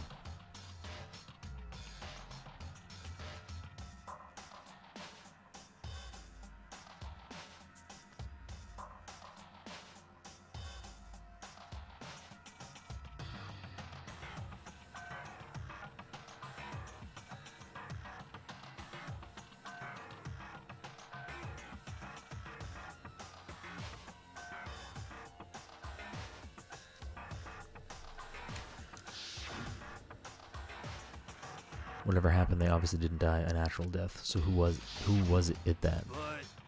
But if the mastermind really is dead, that means we can finally get out of this hellhole. We gotta hurry up and find the exit, come on. That's enough. No, we have to check this area thoroughly first. Huh? But what about the exit? If the mastermind truly is dead, we can leave whenever we decide to. But right now, we need to find out why the mastermind set up this life or death game in the first place. And I'm bothered by the fact that the mastermind was obviously murdered. Murdered? So you think so too? Naturally. Naturally. The state of the corpse makes it plain as day. There is absolutely no doubt. The mastermind was murdered. Why is it going to be that way? I mean, who could have ever done it? Such. That's exactly why I said we need to investigate the purpose and identity of the mastermind. No, do you understand? You useless insect, you're banned from talking to Master ever again. The mastermind's purpose and why they were killed. This room may very well hold the answers to those questions.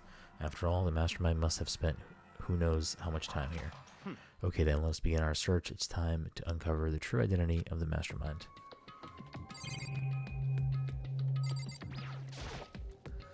There's a bunch of computers all lined up. They look like high-performance PCs, nothing like the ancient laptop Alter Ego was installed on. They're all on, but they seem to be locked. So what, we can't do anything? Just use your fighting spirit to force your way in. What century are you from? The mastermind must have been using these monitors to monitor the network and Alter Ego. You may well be right about that, but there's no point in thinking about that now. You're right.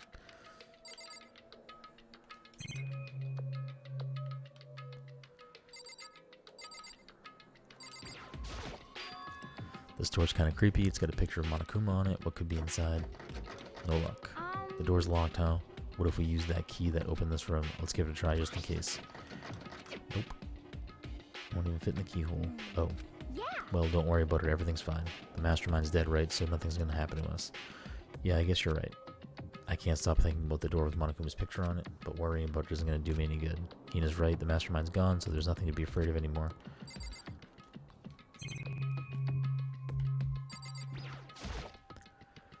There's a really ridiculous number of monitors here. And the mastermind's been using them all to spy on us.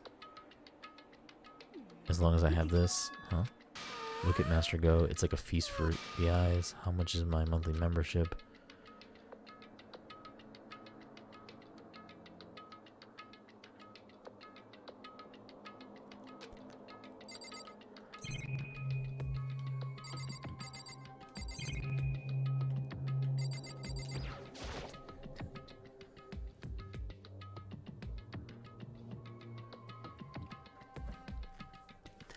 There's nothing showing up on this one. Hey, look, next to that TV, isn't that a TV antenna? How about that? It is. It's just like the one that my grandma uses, totally one of those high-def antennas. Wait, so if we pick up that antenna, we can watch TV. Huh? Did someone say TV? You know? Well, Saturday morning, Hina's here. Are you talking about me? Anyway, if we can watch TV, let's do it. Come on, come on, come on. You know? You're all star for info from the outside world, huh?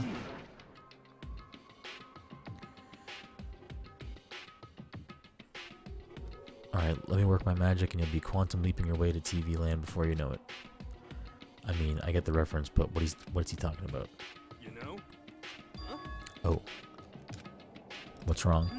Good news for all you Saturday morning kiddies out there. I think I got the TV working. Really? Now all we gotta do is switch it on. What? Then do it. Freaking idiot mastermind. All you guys need to cut free from your regrets of the outside world. And they were sitting here watching TV the whole time. They really thought we could get away with it. They could get away with it.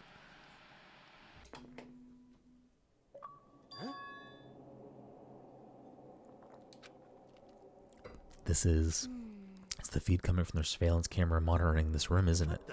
That's weird. Come on. Hey, what are you doing? That's really weird, huh? You're weird. Weird in every way possible. And not just weird, super weird. But this TV isn't hooked up to anything but the antenna. So how is it showing the camera feed? Well, Did you try changing the channel?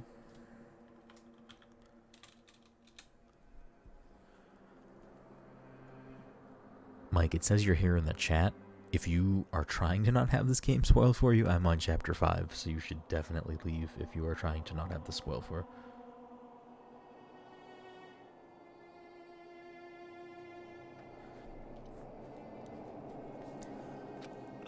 Oh, good idea. Let's give that a try. Hero went through each channel one by one. But on every channel, it was just us. It was a live feed of us standing there in the data center. What the heck? What the heck? Is it broken or something?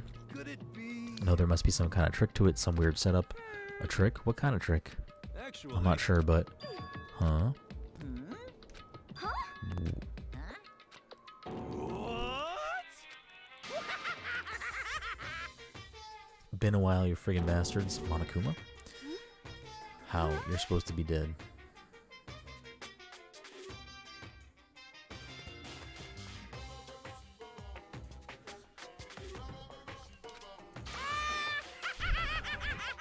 Me dead? Don't be freaking stupid. You're acting kind of strange. Something seems different. Of course I'm different. Evolution is perfectly natural. After all, I've been hibernating for 2 years already.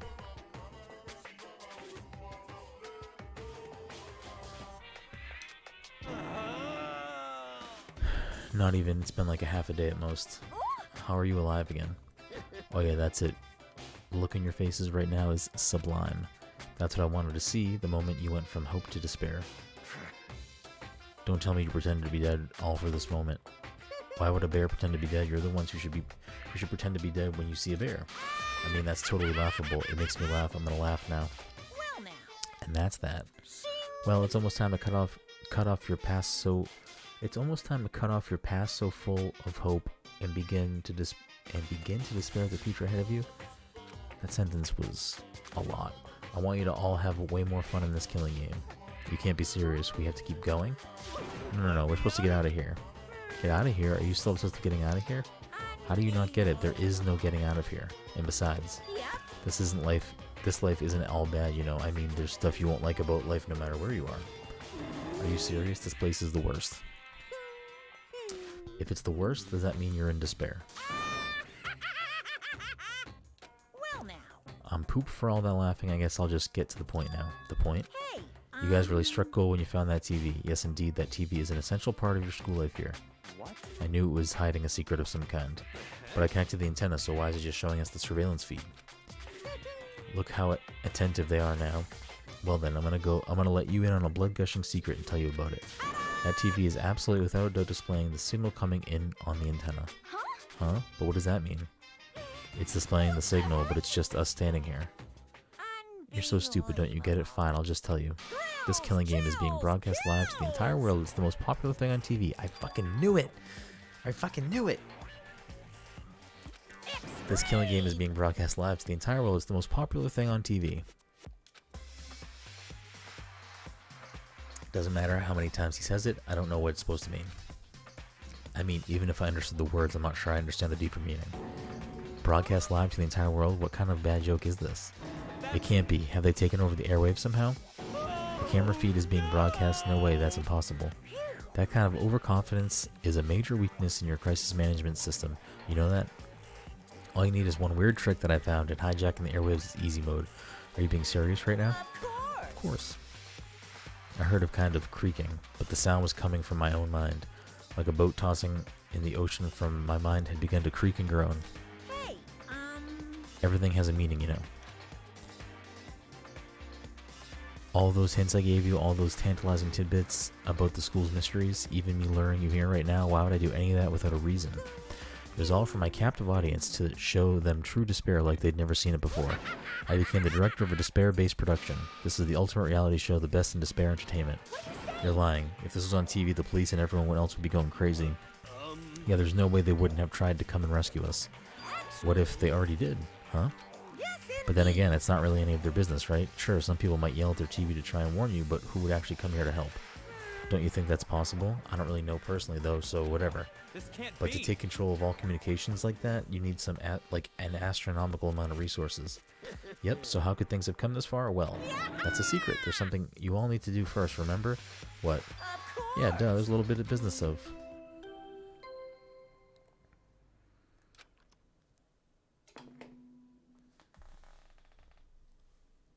a body has been discovered after a certain amount of time, which you... Huh? Class trial, do you mean...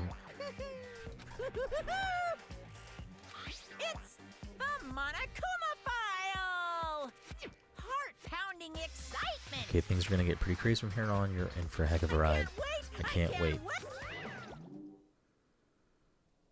And then he was gone. Reality was incomprehensible, the truth hopelessly out of reach. All we were left with was despair. We stood there for I don't know how long, frozen in place. I couldn't think. It took everything I had to just keep myself standing upright. I don't understand any of this. What's despair entertainment, and how is he still alive? I thought that finally we could get out of here. And plus, what did he say about a class trial? Stop talking. Well, that part's obvious. The class trial is the class trial. What it means at this point, we have to figure out who the culprit is. Figure out who killed Kyoko? What? What the heck? What are you talking about? I thought Mukuro Ikusaba was the one who died. The victim was female, right? Kyoko certainly fulfills that condition. And if Monokuma is still alive and active, that means that the mastermind Mukuro Ikusaba isn't dead. So naturally that body can't belong to her, so it must be Kyoko. There's no other possibility. The body is Kyoko's? Kyoko has been murdered? No, it's not possible. Because I don't know anything about her yet. I don't even know who she really is. To have it end like this. I don't believe it. I refuse to believe it. Quiet. Whether you believe it or not doesn't matter. The truth is the truth. If you refuse to believe it, it's your responsibility to uncover the truth for yourself. Myself? Anyway, we better begin. But if we're going to have a class trial, then that means the killer... That's right. Correct. It must be someone participating in our school life. Wait, so you're saying one of us killed Kyoko? Well, that's not precisely what I'm saying, no. Huh? But you just said... Stop. I don't have time to explain now. There is a veritable mountain of issues I need to confirm. So I'm going to begin my search. If you value your lives, you'll put everything you have into this. That is how this game works, after all. What? Well, I'd better start... Oh, different music, too. Well, I'd better start by checking out the Monokuma file. Due to the explosion, the victim's identity is unknown. They were, however, dead before the blast. The victim had been stabbed a single time with a knife, which went completely through the body. They had also been struck in the head with an object about as thick as a metal pipe. The body was covered with other wounds, but these were at least several days old. So even the Monokuma file doesn't tell us who the victim actually was. The unidentified body, could it really be Kyoko? Or... I have no choice. I have to investigate. I have to uncover the truth for myself. No matter what, I have to find out what happened, or we're all dead. I need to go back to the scene of the crime, back to the garden. Song is a fucking banger. Okay, time to get started. I need to check anywhere that might be important from one end to the other. I just need to do what I always do. These look like fragments of something. They're all burnt, so I can't really be sure, but I feel like I've seen something like this before. But where? Wait, what is there? I have to double check that later. Fragments of the party.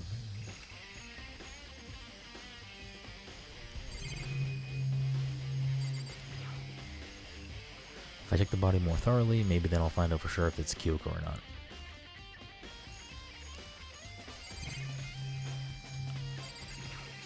I think Kyoko wore gloves, so that doesn't help. There's something weird about this body's fingernails. Oh, these are fake nails, and they're really long. They seem like they'd get in the way of normal activity. They also seem like you might not have gloves or something those that long. So that's probably not her? I don't fucking know. There's also something on the back of her right hand. Is this a tattoo? It got burned, so I can't make it the whole thing, but it looks like a picture of a dog or something. I've never seen anything like it before.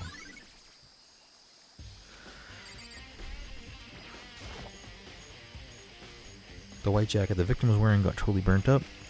There's only one little piece left. The upper half of the body got set on fire in the explosion, so it totally blackened. Also, the top half of the body is wet. Well, duh. That's because it got set on fire. I threw water on it. Since I only threw water on the part that was on fire, the top half, the bottom half is still dry. In other words, there's nothing strange about the top half being wet. There isn't, right? Exploded body analysis has been added to the truth section of your handbook. The lower half of the body didn't get wet at all. After the body blew up, the top half got set on fire, so I dumped a bucket of water on it, which explains why the bottom half isn't wet. There's nothing strange about that, right? I don't fucking know, Makoto.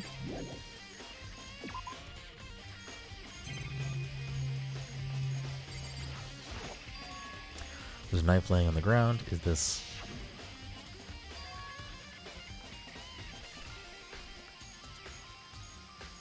I'm I'm confused too because the jacket is on this person backwards. Or not even on the person, it's just laid over them.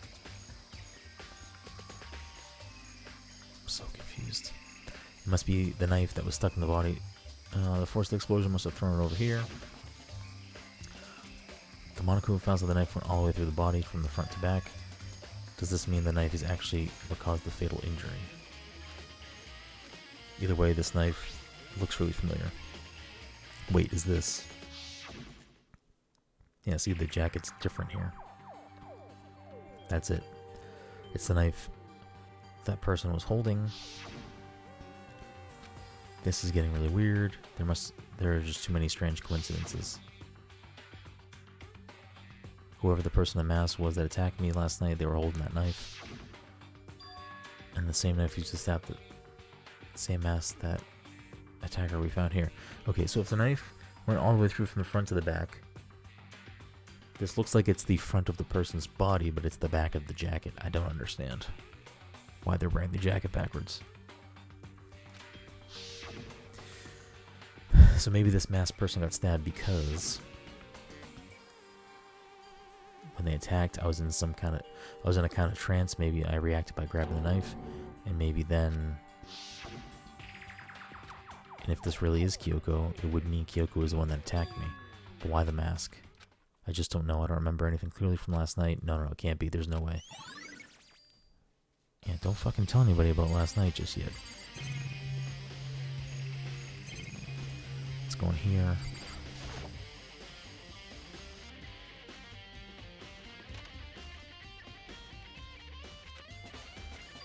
Is this a tarp? Wait, there's a tarp in here before? Should probably look into that. Could be related to the case. The top is wet and covered with mud and grime, but the underside is totally clean and completely dry. One side of the tarp is wet and dirty. Something about that bothers me. The tarp has been added to the truth bullet section of the handbook.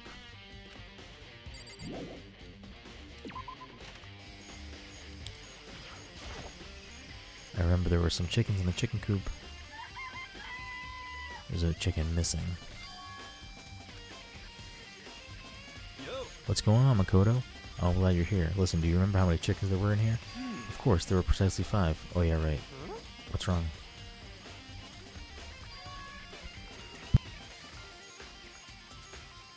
There are only 4 chickens here now, or on 1 short, huh? That's so weird. I wonder when it disappeared. I was down here just before nighttime last time, and there were definitely 5 chickens. What are we going to do? Going from 5 to 4 is going to have an impact on the structure of the world.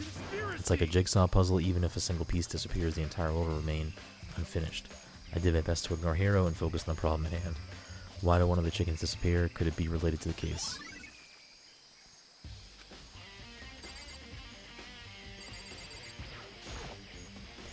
Good timing. Mukuro, I wanted to talk to you. What do you want to talk about? I'd like to hear your alibi. Alibi? Correct, I'd love to hear where you were after nighttime began last night. Well, I was sick, so I was asleep all night. But why are you asking about that now, and what's nighttime got to do with it? Isn't it obvious? This murder took place after nighttime. How can you know that for sure? Because just after nighttime began, I came to the garden. I was going around looking for everyone so I could tell them about Monokuma. Hero's been spending most of his time in the garden the last few days, so I figured he'd be here, and I confirmed that when I arrived last night, there was nobody here. In other words, or no body here. So the murder case only could have taken place at some point during nighttime after I left the garden. However, Toko, Hiro, Hina, and I were in the gym together the entire night last night. What? Once I found Hiro in the garden, we immediately went to Toko and Hina's room to get them.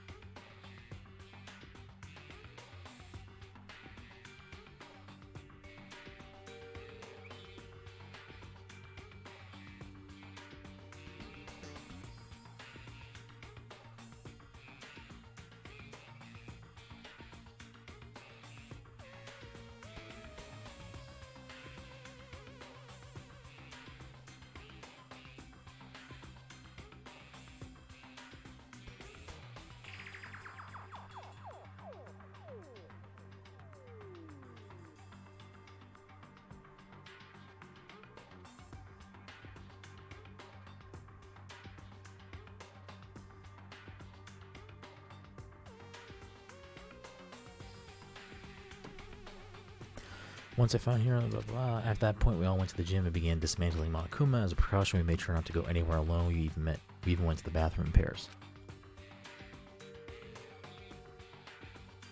In other words, all 4 of us have airtight alibis.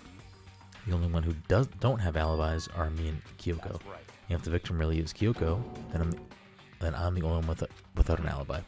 Also, when we went to get Hina and Toko, we stopped by your room as well. What? But you never came to the door, so where precisely were you? I'm telling the truth, I was in my room, but I was dead asleep. I had a fever, so that's hardly an alibi. I know. So what now? You seem to be at quite the disadvantage here.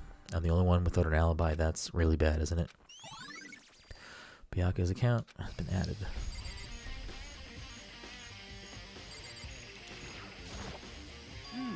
It's 11 o'clock right now. Okay, and oh well, I was just thinking about when we first found the body. When the body was found, huh? I should look back at what I did this morning and help me remember when that was. The body was there before 9 o'clock, so potentially it should have got wet, which is what I think the tarp was on over it to cover it from getting wet. I don't fucking know. Monokuma's announcement woke me up at 7 o'clock. As usual, I headed for the dining hall pretty soon. Once I got there, I met up with Hina. That was right around 7:30. I then headed to the gym where everyone else was waiting. Next, Toko went to get the pickaxe, and that's when she found the body. What time was it done? Now then, Toko, what time is it? Blah, blah, blah, right before 9. That's right, it had to have been right around 9. Now that you mention, I think you're right. So I think we can say for sure that the body was found at 9 a.m. Okay, my job is done. That's a pretty small job.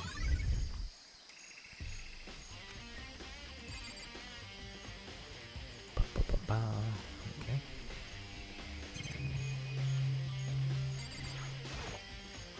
Monokuma flower, is it true? Does it really eat people? In a case, stay away. Okay. Listen, Makoto, do you remember how the body looked now before it blew up? If I remember right, he was wearing some kind of mask and a big white coat. Also, there was a knife sticking out of the stomach, and the area around it was stained with blood. Apparently, the wound had stopped bleeding, but the blood on the body was still wet. Byakuya said not to touch it to avoid getting all bloody, but for how much blood there was in the body, I didn't see any on the ground around it. That's true. That is true. Well, thanks. That was a big help. Now that you explained that, to remember how it looked, well, having to talk about it like that helped me remember it a lot better too, so thank you too. Body before the explosion has been added to the truth bullets section.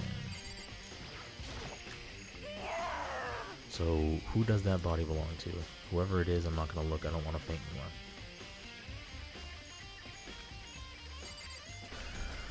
Okay, is that everything in here that I can... I think so. I think I've seen everything. What the fuck do I need to see? Oh, did somebody tamper with this? This is the panel electrical sprinklers. They're set to turn at 7:30 in the morning, and Monokuma said the time precisely couldn't be changed. Huh? Hold on. So the sprinklers turn at 7:30 each morning, right? Then if the body were here before then the sprinklers should have gotten it wet, which would mean the murder must have taken place after 7:30. I think I've checked everything I need to do in this area, but I'm not done yet. There are other areas I need to check. Specifically that fragment I found before. What the fuck is that? There's somewhere I need to go in order to confirm my suspicion. Is that corpse really Kyoko, if that's true? Is that also Kyoko who attacked me last night? If I can find out more about her, maybe I can answer that question. Kyoko was never the kind of person to talk about herself all that much. Maybe if I can get into her room, I'll be able to find out more. But the key to her room... It's all clear now. I'll simply limit your options, blah blah. Okay. I don't have a choice, I have to see if he'll let me borrow her room key. Oh my goodness, no, I don't want to talk to you.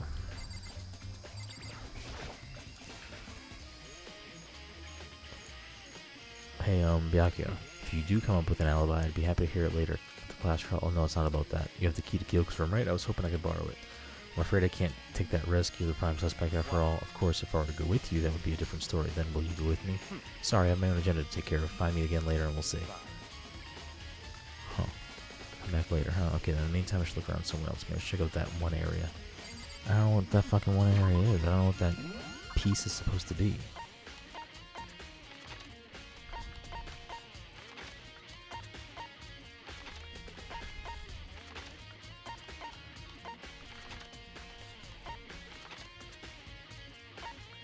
Thank you. I was just going to scroll through the map and see if the game was going to tell me.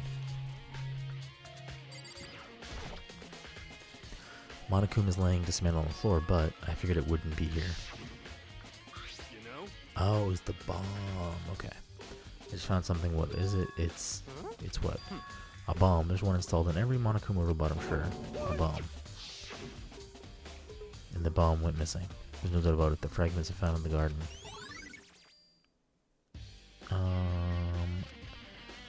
Okay, so if the bomb came from there and it was brought by someone here, I mean, what's-her-face went to the garden and then came back as someone else, so it's very possible that Toko planted the bomb for some reason.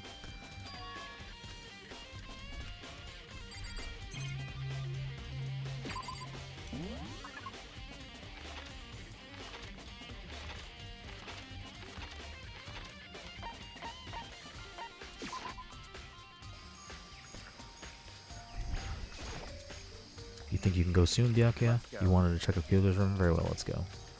Wait for me. Byakuya walked off without a second glance, and I hurried after him on our way to the dorms.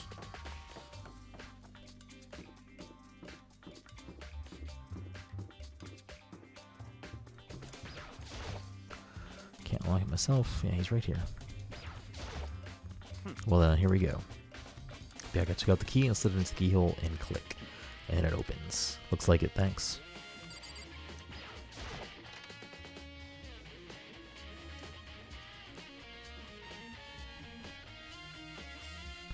So this is Kyoko's room. There's something on the table. It's a wood block decoration. What's that? What purpose does it serve? I think it's probably a key. The locker at those really traditional public bathhouses use them for their lockers. I wouldn't know. I've never gone to a public bathhouse. That doesn't really surprise me. It's hard to picture Byakuya doing something like that. But if it is a key, then I think I might know what it unlocks. Really what? Unless I'm mistaken. I'm pretty sure I saw something in the dojo that this might go to. The dojo?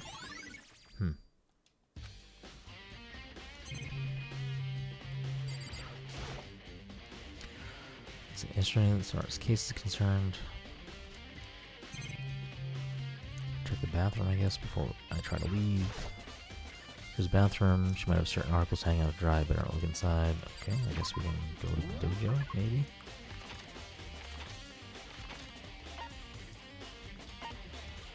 Oh, I'm gonna talk to him probably first. Or leave the room. You wanted to come here, right? So what is it you're looking for? Nothing in particular. Just thought we might find some clues here. A clue that might help us understand Kyoko. Can't be serious. That's why you made me take time out of my search to come here? Sorry. Regardless, if you plan on poking around at random, you're doomed no matter how much time you take. Surely you have something more concrete. Something to give us some sort of direction here. More concrete. Oh, I know. Earlier, Kyoko gave me something. Huh? What is this? It's true. Consider it a symbol of my determination. Don't open it yet. If something ever happens to me, I'm sure I have it somewhere. Found it. What's in the envelope? Kyoko gave it to me. She said if something ever happened, I should open it. Well, something has certainly happened, so open it. Okay. I opened the envelope and looked inside. Inside was a single piece of paper. Under the sheets. That's all that was in there? Yeah, it looks like it. Under the sheets, what could it be? Check the bed. But could something be hidden under the bed sheets? Part of me didn't expect to find anything, but as I lifted up the sheets... What's this? I found a crumpled up piece of paper. Class number 78, student registry. Mukuro Ikusaba. It appears to be Mukuro Ikusaba's profile. Yeah, looks like it. That's probably the other thing Kyoko stole when she snuck into the headmaster's room along with the key. Call your son, blah blah blah. This must be the blank that Monokuma was talking about. Kyoko said a death without meaning was unappealing, and this is what she left behind. I don't have time for your sentimental indulgences. Hurry up and finish your search. Okay. Made an effort to pull myself together, then looked down at the profile sheet. The ultimate soldier, although small for her age, she was a military specialist trained in every weapon type imaginable. She showed an interest in the military from childhood and soon found herself completely absorbed in it. In elementary school, she won a survival game tournament and began writing for military magazines. Just before entering middle school, while she and her family were on vacation in Europe, she disappeared. The story of a young Japanese girl being kidnapped took over Japanese media outlets. An intense international investigation turned up no information, and she was never found. However, she reappeared in Japan 3 years later, alone and completely unannounced. She revealed that she had joined a mercenary group known as Fenrir for those 3 years. She insisted that she hadn't been kidnapped, that she'd received battle training of her own volition. However, she never revealed why she decided to return home when she did. Okay, interesting. The Ultimate Soldier, a mercenary group. This doesn't feel real. The world I grew up in, it's like a completely different dimension. It's like one non-fiction and the other sci-fi. There's no way to even compare the two. That's how different this is. That's how I saw things. It's just an ordinary person, but then I never imagined I would hear the name Fenrir in a place like this. Huh? You recognize it? Naturally. The Fenrir Mercenary Corps is a collection of battle-crazed warmongers, but they do have their uses, and they always get their job done. That's worth remembering. This is all part of a world totally removed from the one I live in. I have to say I'm intrigued. Every rumor I've heard says that Fenrir has already... Found it. Whoa, I feel like our hero is becoming a bit player, and a bit player is becoming our hero. Ah, it's you. What have you got in your pretty little hand there? Oh, you found her profile. So what if we did? Don't freak out on me. I'm not gonna hold it against you or anything. And in case you're wondering, I won't hold it against Kyoko either, even though she stole it and hid it. After all, there's no rule against stealing, is there? But who I can't forgive is Miss Ogami, who broke the rules and busted into the headmaster's room. Maybe I'll drag her corpse out here and slice it up and devour it. Bears are omnivorous, you know. What?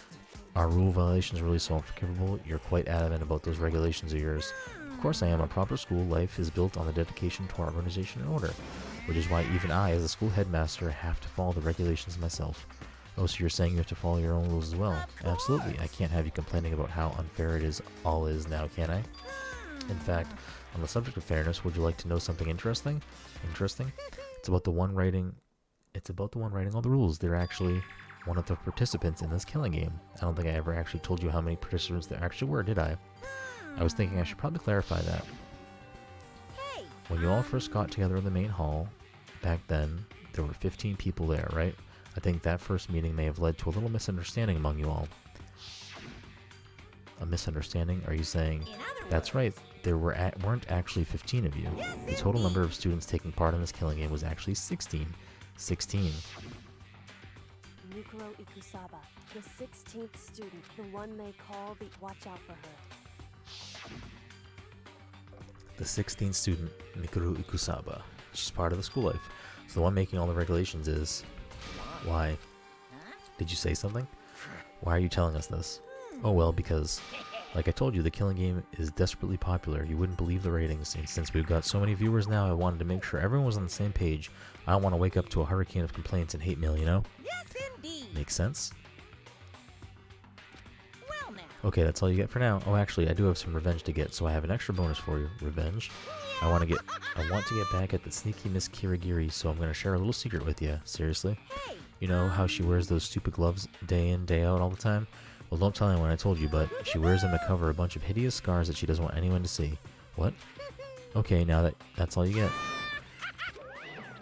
Alright, well, there's no scars on that dead body's hand. There's a tattoo, but no scars. Kyoko wears those gloves to cover a bunch of scars. Wait, so on the back of her hand... The tattoo. Wait, but no. Monokuma said they were scars, right? And that's why Kyoko wears those gloves to hide the scars, which means... Those fake nails on the corpse. Are you thinking about Kyoko again, huh? What? Forget about her. What matters right now is uncovering Monokuma's trap. His trap? God must really have really hated you to make you so dull. Don't you remember what Monokuma just told us? He said there were 16 students, right? Which means Mukuro was a student here. Obviously, Monokuma was trying to tell us that Mukuro is the one creating the rules of the game. But why would he tell us that? And why now? He said he wanted to make things clear so that there wouldn't be any complaints later. But the mere fact that he said that proves Mukuro is connected to this case. That's why Monokuma revealed the existence of a 16th student. He needs to make our investigation fair. Mukuro is related to the case. Perhaps she's the one who killed Kyoko. What? That would explain why we would have a class trial, wouldn't it? If she's a student and she's killed someone, that would make her part of the school killing game. Mukuro is the killer? She killed Kyoko? Anyone should be able to come to that conclusion, don't you think? In fact, that's exactly what I thought when the investigation first began, but based on what Monokuma just told us, I've changed my mind. It's all clear now. Mukuro Ikusaba isn't the culprit. What makes you say that? We thought Mukuro, the ultimate despair, was the mastermind's true identity, but if that's true, Monokuma's behavior makes no sense. Why would the mastermind go out of their way to reveal themselves to us? That's a good point. So in other Mukuro words, giving us information that would raise questions about her would be bold, to say the least. It makes more sense than to assume that Mukuro isn't the culprit, so that's the trap. They want us to suspect Mukuro and then come to the wrong conclusion. That's what makes sense to me. The way you say it, it definitely does seem possible, but if that's really true, if Mukuro isn't the killer, then who is? Well then, I believe our work here is finished. Let's move on. I'm sure there are other places in need of investigation. We should find out the key and Dojo let's connect you. go. I feel like then Kyoko must have killed that person? I don't think Kyoko's dead. I hope Kyoko's not dead. There are wooden lockers here. They use woodblock keys just like those super traditional public bathhouses. It looks like the key we found in Kyoko's room really goes to one of those lockers. I see. Makoto, do you see the locker furthest to the right? Very strange. That's the only one that doesn't have a key in it at the moment. You understand what that means, right? I should probably use the key we found in the locker, right? Well, then just try it. Okay. Took out the woodblock key and inserted it into the locker's metal lock. Click. The lock eagerly accepted the key and it opened. There are arrows in here. It looks like 10 arrows in total. They look like they were made of titanium, which means they're quite strong despite how thin they are. Of course, without a bow, they're nothing but strong little sticks. Strong sticks. Titanium arrows have been added to the truth. Oh, there's something else inside the locker. It's a watered up ball of duct tape. I wonder what it was used for. Is that a blood stain? I see. If it is, that means it's surely related to the case. This duct tape is related to the case somehow. But how could it possibly be involved? Bloody duct tape has been added to the truth bullet section of your handbook. I think that's all the locker has to offer for now. Something wrong.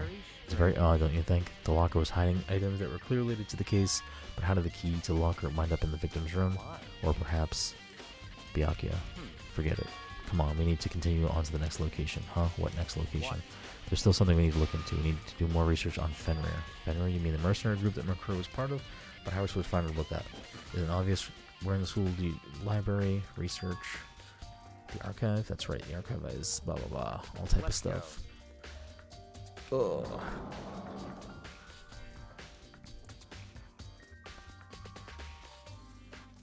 I believe there was a file related to Fenrir somewhere over here. Byakuya seemed to know the archive like the back of his hand and went straight to the shelf in the back. Here we go. He quickly returned with a file in hand. Take a look at this. I have no idea what it says. What language is this? How do you make it all the way through high school without learning a single word of French? I'm pretty sure most high schoolers can't speak French. Well, whatever, I'll read it for you, but I expect you to repay your debt over 100 times. 100 times, isn't that kind of extreme? Fenrir is an elite fighting unit based out of the Middle East. Unlike military contractors, they were a fierce group of soldiers who engage in direct combat. They claim that a single member is equivalent to an entire company of regular soldiers. Just like Fenrir, the Wolf of Ragnarok, their mere presence is enough to strike fear into any enemy. They have been involved in countless military battles and operations, most of which are highly classified. However, some time ago they completely ceased all activity. At present, their continued existence cannot be confirmed. There are unconfirmed reports that the key members of the group were all neutralized. Rumors indicate that they were killed to keep them from revealing the many state secrets they had acquired. Some, however, believe there was mounting internal tension within the group and they simply imploded. What? What is it? This all just sounds like some kind of alternate reality. Well, it isn't. This is our reality, the only reality. These people are part of our world. Their battlefields aren't much different from our lives here in an unpredictable, unimaginable world. That's what makes it all so exciting. Exciting definitely isn't the word I would use. So did anything jump out at you? This may be your last opportunity to learn about Fenrir, now that you mention it. The report said something about where the name Fenrir comes from, right? That's right, it said Fenrir is the Wolf of Ragnarok. Speaking of which, would you like to know something interesting related to that? To show that they are a member of the team, each soldier that joins the squad will get a tattoo representing Fenrir somewhere on their body. What? They got a tattoo of Fenrir? Could that mean... Yeah.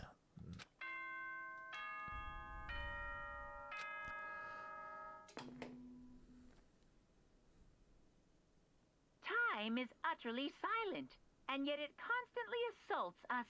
organisms, the earth, natural phenomena. It damages us little by little until the end. You should really think about that. Anyway, it's time to begin the class trial. So, please meet up in the usual spot. See you later. The time has come. All we can do now is try to uncover the truth during the class trial. That's right. It would seem that way. Let's go. And you said this is the quickest trial of all of them? Because I feel like already it's been maybe the quickest chapter too? I don't know. Do the other trials all take me 3 hours to do?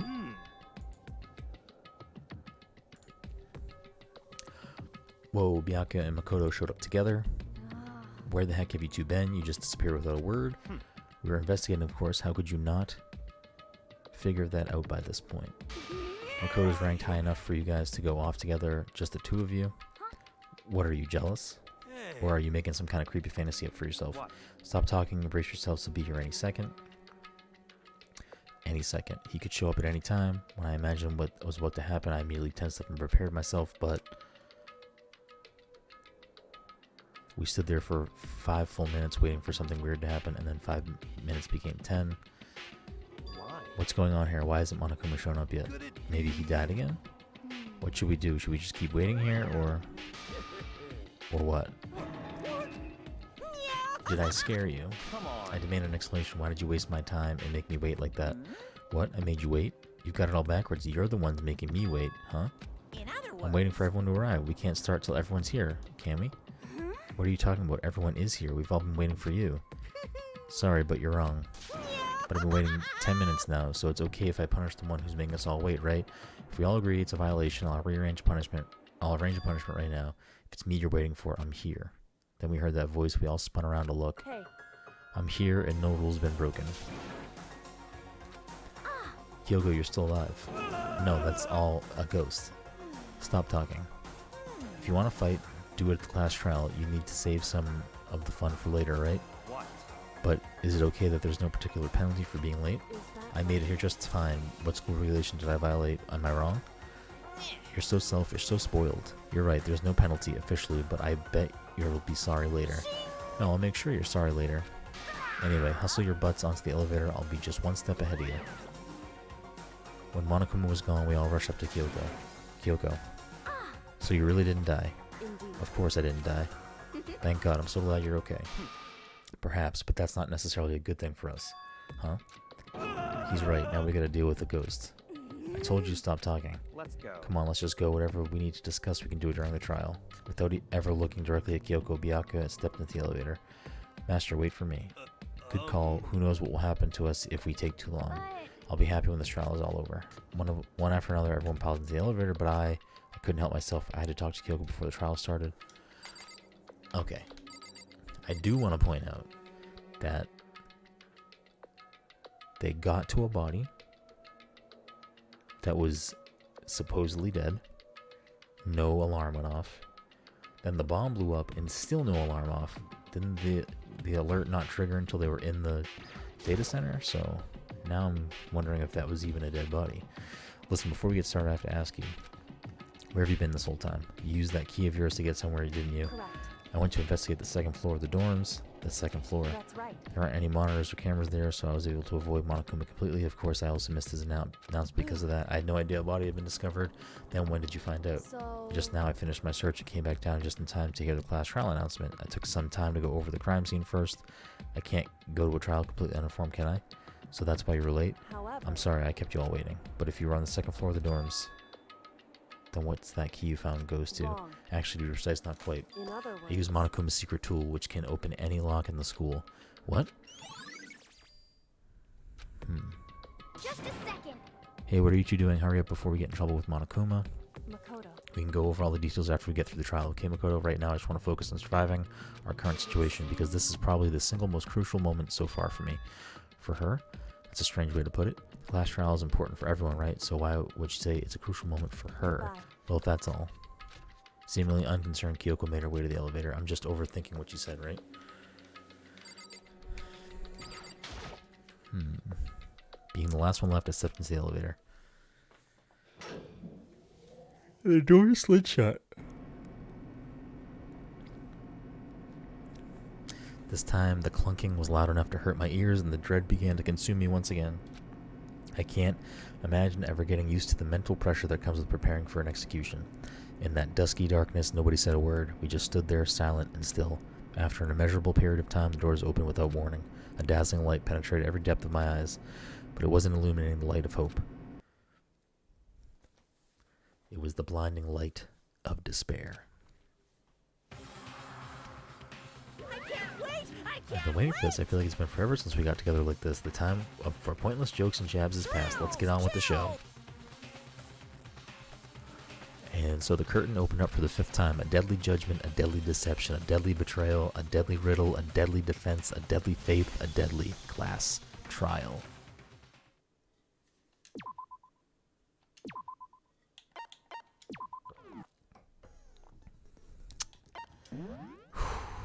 Okay. Damn, we suck at getting skills. I feel like we don't get... We haven't... Oh, we got this. Increase the time left for each phase. Time limit for each phase effective during the class trial. I guess. We don't have enough points for it. Allows you to reload 2 bullets at once.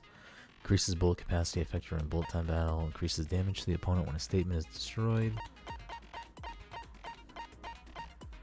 Increases your truth bullet rate of fire effective during the non-stop debate and the bullet time battle. I guess we'll just keep it how it is. Okay. I'm going to take this moment to use the restroom real quick and potentially get another beverage. And we're going to start the 5th trial.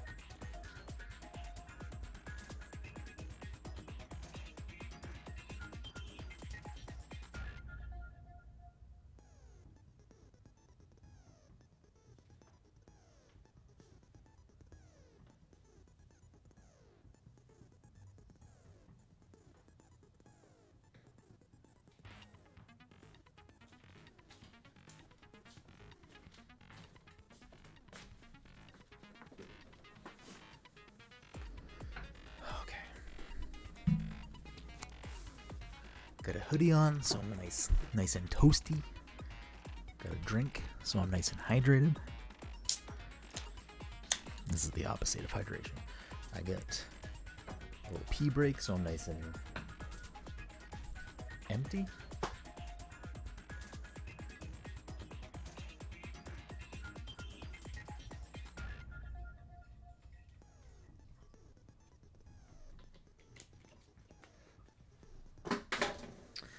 Okay, a sip for good luck. Let's do this. Let's begin with a basic explanation. If you can figure We out, know the then rules. I'll punish everyone. Okay, well, Well then, let's discuss the specifics of the victim. First, we need to clarify who exactly the unidentified victim is. It's Kyoko. There's no other explanation. You are not intelligent, hero. But Kyoko's standing right there. No, that's a ghost. But she has legs and stuff. Well, that's just because she's like the latest evolution in ghost technology. There's a limit to how much ridiculousness I can Okay. So I just have to prove that the corpse isn't Kyoko, right? Then let's compare Kyoko's traits to the traits of the dead body. Her traits? One important trait Kyoko has that proves the body doesn't belong to her. Ooh. Is Kyoko's gloves. I got it! I'm talking about her gloves. They'll give us some insight into the mystery. I'm sure of it. In that case, I think it would be helpful if someone explained why she actually wears those gloves. And would you happen to know the answer? In fact, Monokuma told me. Apparently you have scars on your hands you don't want anyone to see. Oh! You know, now that I think about it, the corpse wasn't wearing any gloves, right? They probably just got burnt up in the explosion. I'm not convinced. The ghost is just trying to fool us all. There's no way that corpse was Kyoko, but if I can't prove why, we're going to be stuck here and the case won't move forward. So I don't have any choice but to.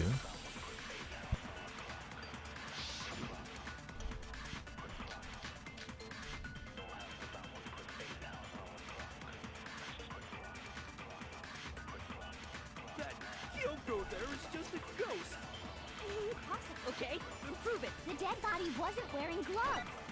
They got burnt up in the explosion. Then she was wearing gloves that were exposed. Well, yeah, she must have been. Because that corpse is absolutely This entire discussion is idiotic. That Kyoko there is just a ghost. Impossible. Okay, then prove it. The dead body wasn't wearing gloves. They got Correct. burnt up. In the explosion. Then she was wearing gloves. Well, yeah, she must have been wearing gloves. Because that corpse is absolutely Kyoko. This entire discussion is idiotic. Touch my right hand, fake nails. Another body is in Kyoko's back, and I can prove it. That Kyoko there is just a ghost. Impossible. Okay, Then prove it. Prove she's not a. The dead body wasn't wearing gloves. They got burnt up in the explosion. Then she was wearing gloves that were exposed. Well, yeah, she must have been wearing gloves. Shoot! Maybe I have to switch the statements. That Kyoko there is just a. Impossible. okay, then prove it. The dead body wasn't wearing gloves. They got burnt up in the explosion. Then she was wearing. Well, yeah, she must. Because that corpse Oh my is goodness. absolutely Kyoko. This entire discussion is idiotic. That Kyoko. Impossible. Okay, then prove it. The dead body wasn't wearing gloves. They got. Got burnt up in the. Then she was wearing. Well, Must have been wearing gloves. Huh? Because that corpse is absolutely Kyoko. This entire discussion is idiotic. That Kyoko there is just a ghost. Impossible. Okay, then prove it. Prove she's not a. The dead body wasn't wearing gloves. They got burnt up in the explosion. Then she was wearing gloves before the explosion. Well, yeah, she must have been wearing gloves. Because that corpse is absolutely Kyoko. This entire discussion is idiotic. What am I supposed to be hitting with what? Because I feel like this doesn't make any sense to me. Kyoko there is just a ghost. Impossible. Okay, then prove it. Prove she's not a ghost. The dead body wasn't wearing gloves. I did not mean to do that. Burnt up in the Ugh. explosion. Then she was wearing gloves before the explosion. Well, Nails yeah, on wearing She gloves. must have been wearing gloves. Because that corpse is absolutely... This entire discussion The is first idiotic. one? The one that Hina says? Impossible. Okay, then prove it. The dead body wasn't wearing. Oh my goodness. Ah. Shoot. That Kyoko. Okay, then prove it. The dead body what? They got burnt up. Then she was wearing. Well, yeah. No, it's wrong.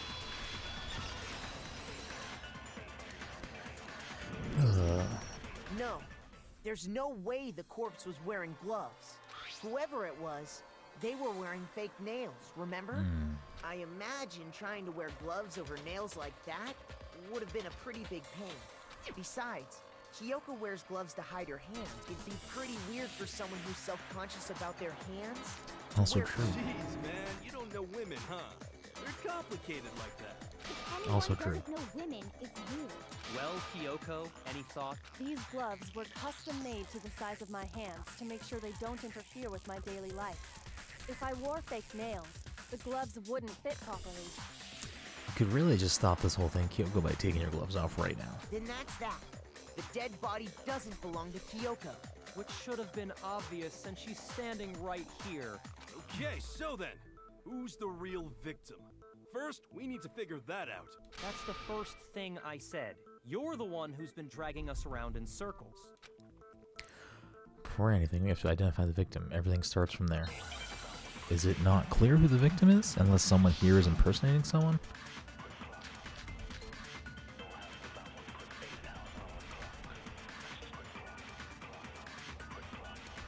If Kyoko really is still alive, then who died? There's gotta be some way to figure it out. I don't think so.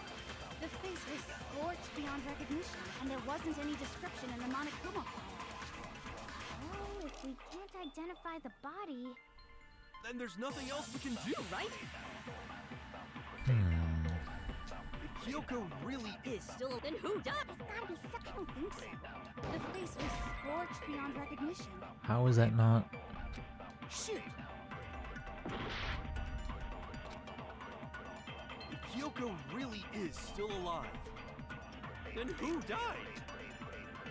There's gotta be some way to. I don't think so. The face was scorched beyond recognition, and there wasn't any description. Oh, if we can't identify the body, Then there's nothing else we can do, right?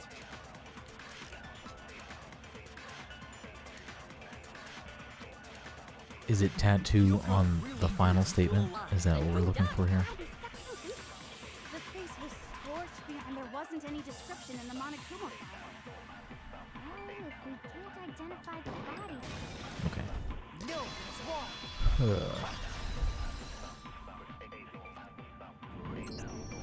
There was one clue left behind that we can use to identify the body. what? For real? If you're lying, you'll die a cruel and unusual death. Oh, an unusual death. This I gotta see. She's just being stupid. Ignore them, Makoto. Tell us what you're talking about.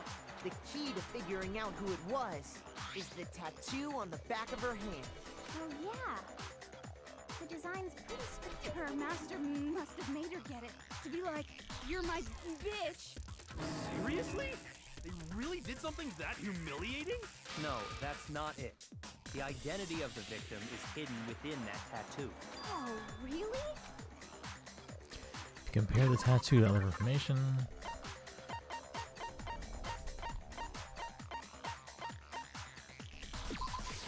I got it! The Fenrir Mercenary Corps.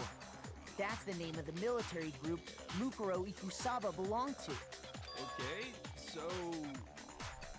To show that they're a member of the team, each soldier that joins the squad would get a tattoo representing Fenrir somewhere on their body. Fenrir?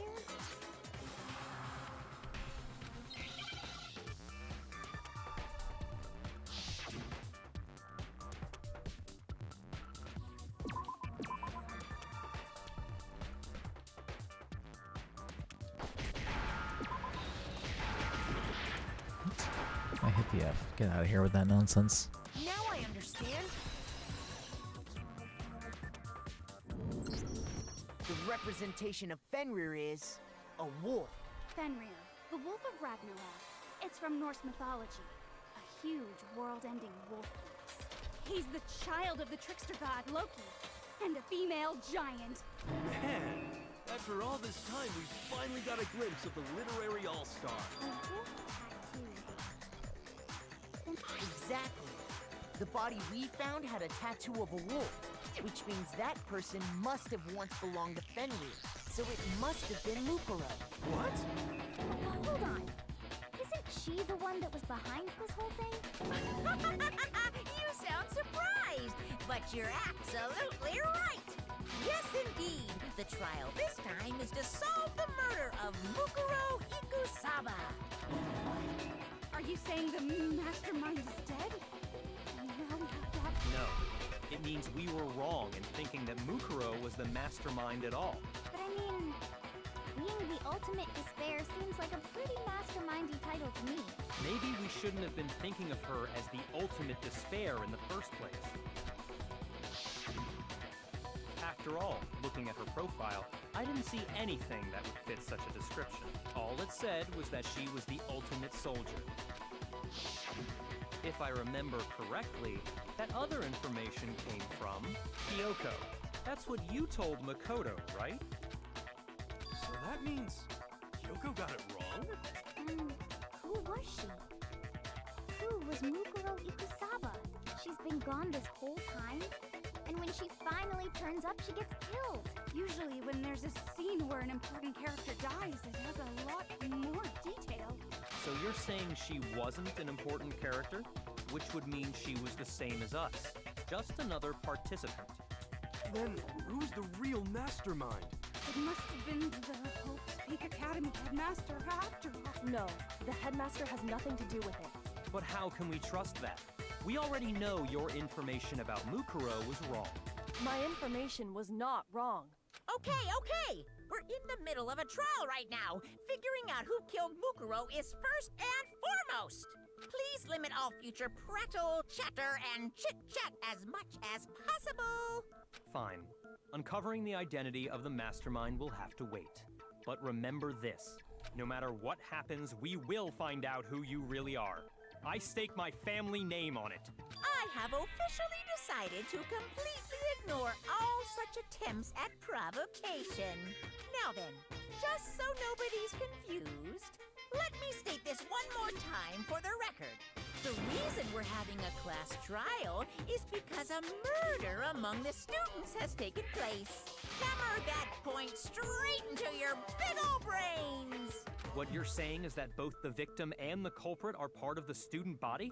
Then, one of us killed Mukuro? Wait, no! There's a chance that there's some mystery 17th person who's been hiding all along! Nope! There are only 16 students in total that have been taking part in these events. Seriously? Then one of us killed Mukuro? Who did it? Who's the killer this time? Get a hold of yourself. We've already narrowed down the list of possible suspects. Huh?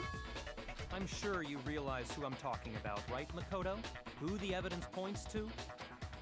Based on what we know, there can only be two suspects. Mukuro and Kyoko. I got it! You've narrowed it down to Kyoko and me, right? Why do you say that?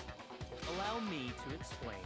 Just after nighttime last night, I went to the garden, so I can confirm that at that point, there was no dead body there. So, the murder must have taken place after I left the garden. However, Hiro, Toko, Hina, and I were in the gym the entire time. The gym? That's right. The four of us were there trying to dismantle Monokuma. The whole time we were very careful not to go anywhere alone. We even went to the bathroom in pairs. All of which is to say, the four of us all have alibis. The only Are me and Makoto. That's why you're able to narrow down the list of suspects. Exactly so. So the only suspects are me and Kyoko. Damn it, I can't let this stand somehow. I have to clear my name. I have something I'd like to say regarding the whole alibi thing. Are you thinking of raising an objection? Well, before that, I just want to try and get a better idea of what time the murder took place. Doing that might reveal some kind of clue. Whatever you want, somebody go ahead and help him out. Me and Byakuya can both confirm that the body wasn't in the garden at... Well, it was after nighttime for sure. I'd say it must have been around 10 o'clock. So the murder must have happened after 10 p.m. Then I guess we can say the time frame for the murder was between then and when we found the body? Oh, but what time did we find the body? The one who saw the body first was Toko, right? And she went to go get the pickaxe. I got it! The body must have been discovered at 9 a.m., since that's when Toko went to get the pickaxe.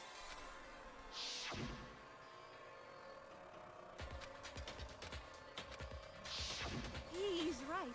It had to be around then. So we can be totally sure the murder happened sometime between 10 at night and 9 in the morning. For me, I was already asleep before nighttime hit, so I don't have an alibi after 10 o'clock. But I'm sure I met up with everyone else before 9 this morning. We ran into each other in the dining hall, right? That was around... Oh yeah!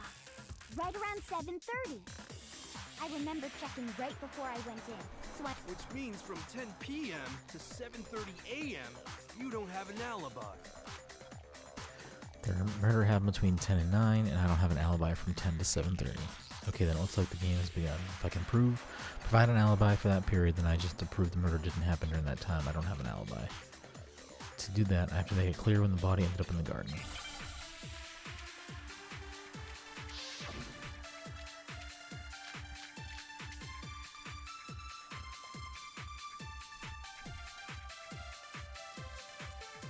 We've established a time frame for the murder.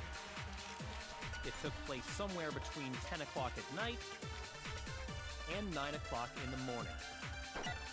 Yep, and Makoto doesn't have an alibi for most of that time. Yeah, from 10 o'clock to 7:30. That's more than enough time to commit murder, I should think. So Makoto, if you have any objections, now would be the time.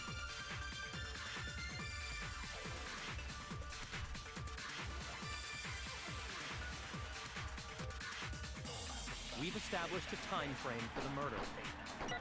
It took place somewhere between Right, 9 o'clock. Yep. And Makoto. Yeah, from to 7:30. That's more than enough time to commit murder, I should think. So Makoto, if you have any objections, now would be... We've established a time frame for the murder. It took place somewhere between 10 o'clock at night and 9 o'clock in the morning. Yep.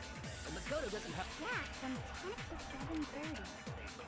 That's more than enough time to commit murder, I should think. So Makoto, if you have any objections, now would be...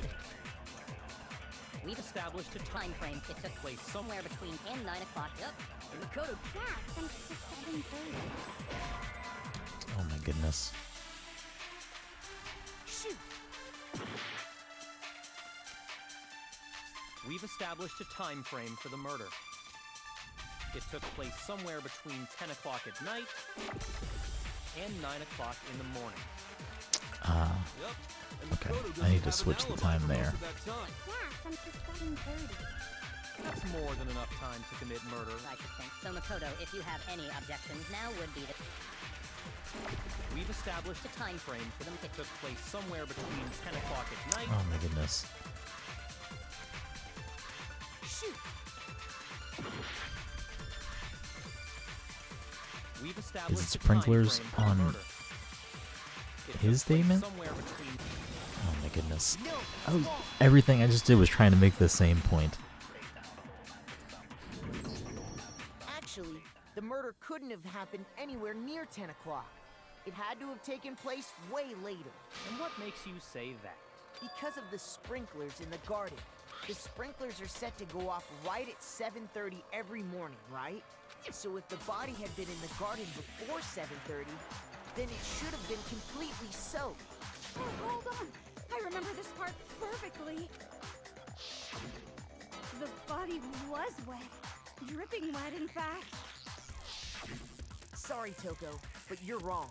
I'm wrong? Are you saying only the mouth down south was wet? How dare you spew such indecent words!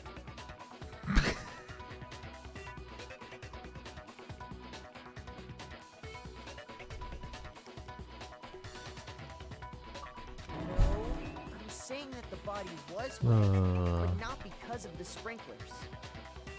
What do you mean by denying the sprinkler? Are you trying to deny my entire existence? Man, you're totally wacko.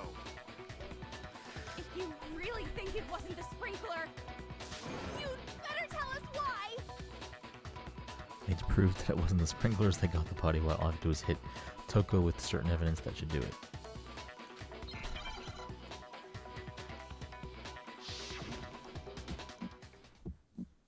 I admit nothing.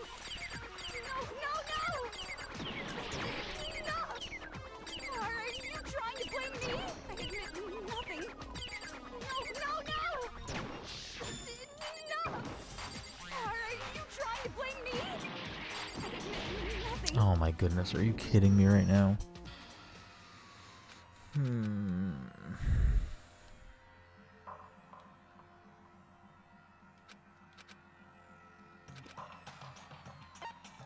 I refuse to give up yet.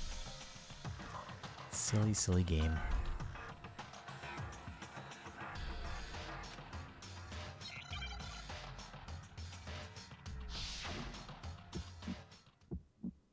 I admit nothing.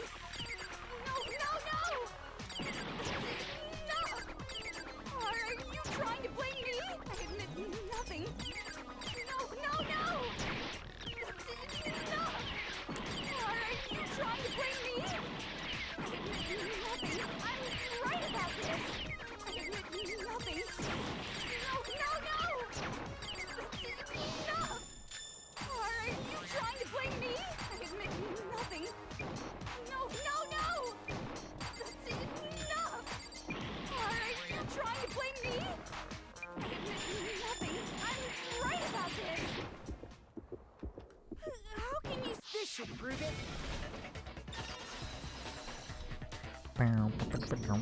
Just remember what the body was like after the explosion, and you'll see why it wasn't the sprinklers. The top half of the body was wet, yes, but the bottom half was completely dry. If the sprinklers got the body wet, shouldn't the whole body have been wet? So they only got the top wet? The bottom was completely dry? I'm so sick of her. Let's just move on. The reason only the top half was wet was because He threw that bucket of water. while the body was still on fire, I doused it with water. But only the part on fire, the top half. Oh, then I guess the sprinklers really didn't do it. So if the sprinklers didn't get the body wet, then the murder must have taken place sometime after the sprinklers turned on at 7:30 in the morning. Which means she must have been killed sometime between then and when the body was discovered at 9. But Mukoto's alibi was only missing from 10 o'clock last night to 7:30 this morning, right?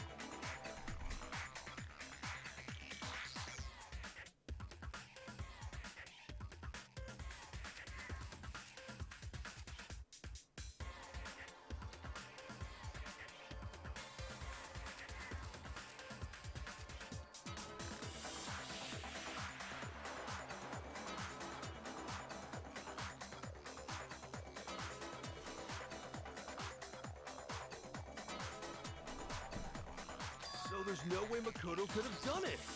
I guess you had an alibi after all. Good for you. In which case, the only one left without an alibi is Kyoko.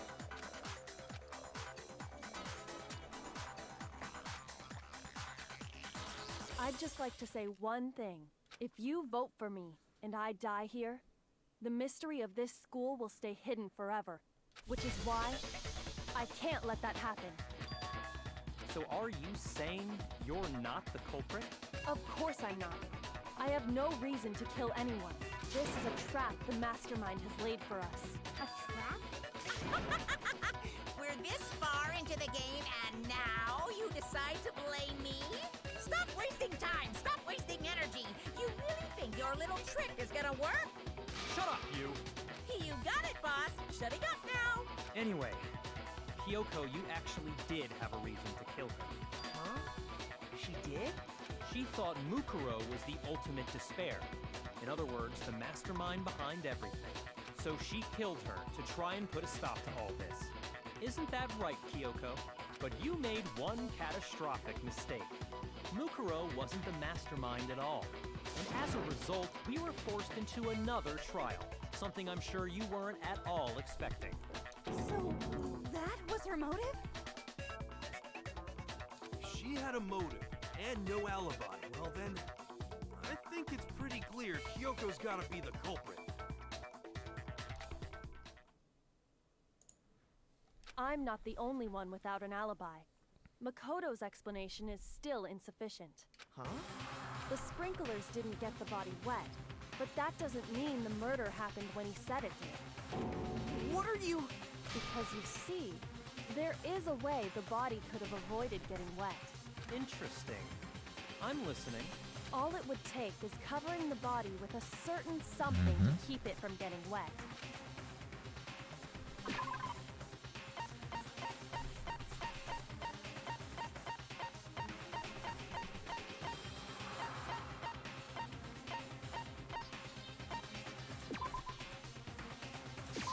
I got it! You're talking about the tarp, aren't you?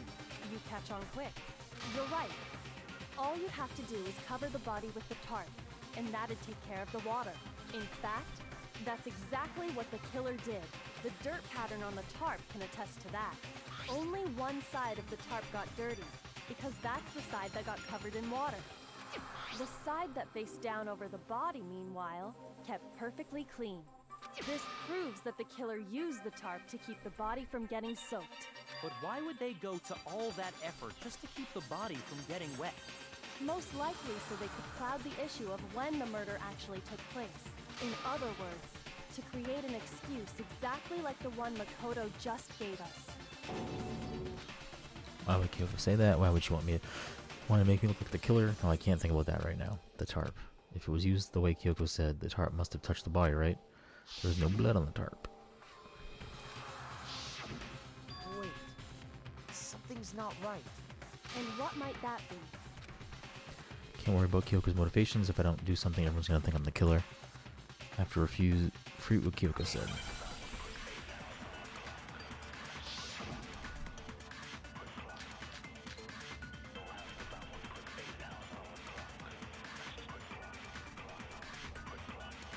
By covering the body with the tarp, the killer prevented it from getting wet. So the reason the tarp was only dirty on one side is because the sprinkler got that side wet. But the underside of the tarp, it was totally spotless, right? It's because that side was protected from the water. Since it was facing down toward the body, of course it didn't get dirty.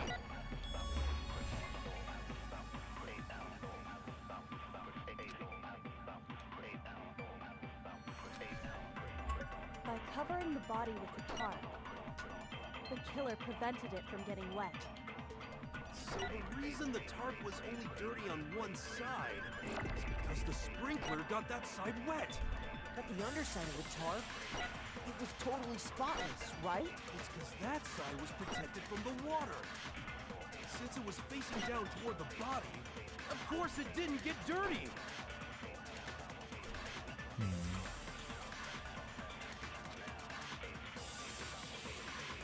By covering the body with the tarp, killer prevented it from getting wet. So the reason the tarp was only dirty on one side is because the sprinkler got that side wet. But the underside of the tarp, it was totally spotless, right? It's because that side was protected from the water.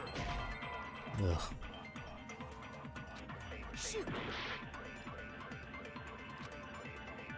By covering the body, the killer prevented. So the reason the tarp was only dirty on is because the sprinkler. But the underside, it was totally. It's because that side, since it was facing. Of course, it didn't get dirty. No, that's wrong.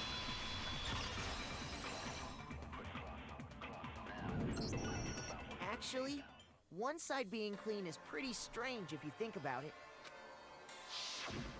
Because the blood wasn't dry before the body got blown up, right? Byakuya said it himself. Not to touch it, or you might get some on you. If you put a tarp on a body in that state, it absolutely would have gotten blood on it. Well, maybe the culprit washed it, so nobody would know they'd used it.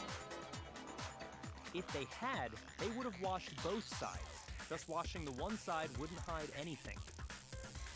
Oh, yeah, true. More than that, what if the very blood we saw on the body was meant as a kind of camouflage? What if, after the killer used the tarp to avoid the sprinklers, they then covered the body in blood that didn't belong to the victim? You mean someone else's blood? Where would they get something like that? I know! They could have grabbed some of the blood packs from the nurse's office. That's what Hifumi did, right? No, that's not what happened this time. The killer got the blood from right there in the garden. This fifth chicken.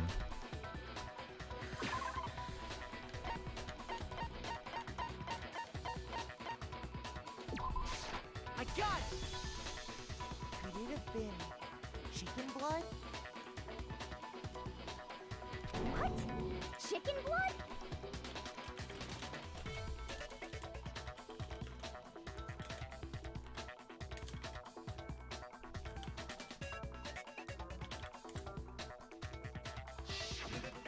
When I checked the chicken coop before the murder, there were 5 chickens.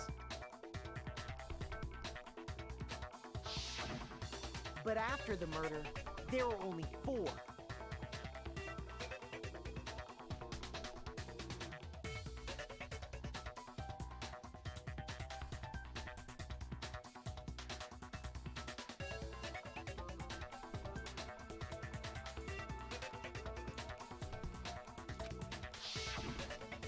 So, you're saying someone... Man, that's messed up.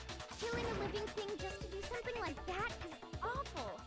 They should have at least eaten it. I wonder if the killer had to get the blood from the scene so they wouldn't be spotted walking around. Anyway, there's no denying that a chicken went missing. Perhaps, but even so, there's one thing that still doesn't make sense. You said the culprit used the tarp to avoid the water and then covered the body in blood, right? But if that's the case, then the blood should have soaked into the ground around the body. But that's not what we saw. Only the victim's clothing had blood on it. The ground was completely clean. I have to agree, that certainly is strange. Maybe they didn't apply the blood at the scene. Maybe they covered the coat in blood beforehand. They covered it beforehand? When you discovered the body, was it wearing the coat like you normally would? Nope. I think... Wait, no. The head was through the neck hole, but the arms weren't in the sleeves. Then that settles it. Sorry, I'm having a tough... Here's what happened. The murder took place before the sprinklers went off, but the body didn't get wet because the killer covered it with the tarp. Then, later, at the same time the killer was gathering up the tarp, they pulled the coat over the body. The coat they'd already covered in blood. This series of cover-ups was meant to disguise the actual time the murder occurred. They wanted us to think the murder happened sometime after the sprinklers had gone off, at 7:30. If that's actually what took place, it certainly becomes possible that the murder happened earlier. But to pull all that off, wouldn't they have had to go back to the garden after the sprinklers turned off? That actually wouldn't have been all that difficult. Huh? They already had the coat ready, so they just had to grab the tarp and pull the coat over the body. They'd be done in no time. Maybe. But still. Hina, after you met up with Makoto in the dining hall, did you two stay together from that point on? Oh, no. I headed off to the gym, and Makoto didn't show up till later. Then he had plenty of time to spare, wouldn't you say? That's not... Don't bother saying it's not possible. I must admit, Kyoko's reasoning is sound. Makoto's alibi is inadequate. And the suspicion falls back on me again, but why? Why is Kyoko trying to entrap me? I don't understand. Well then, it looks like we're back to square one. Makoto's alibi is no good, so once again, our suspects are him and Kyoko. For serious, man?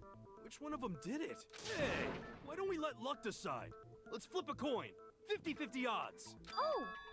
See? Pretty good idea, right? No, not that. I just remembered something super serious. Well, don't just stand there. Out with it. You know that knife we found all black and burnt? It's one we found stuck in the body before it exploded, right? According to the Monokuma file, the knife went all the way through, from front to back. So, what about it? I'm pretty sure I'd seen that knife somewhere before. That's what I thought when I first saw it.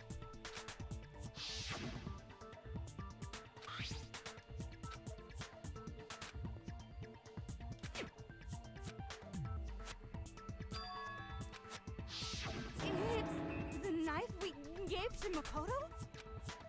You don't seem surprised. Then why did you hide that fact? It's not that I hid it. It's just... I couldn't be sure of what actually happened last night. I thought maybe I really did kill her. Suspicious. Very suspicious indeed. The knife we found stuck in the body came from Makoto. Now I'm totally convinced he did it. 12,000% convinced. Considering everything up till now, I should be able to make it clear. I have to prove that I didn't murder anyone. I'm not the killer.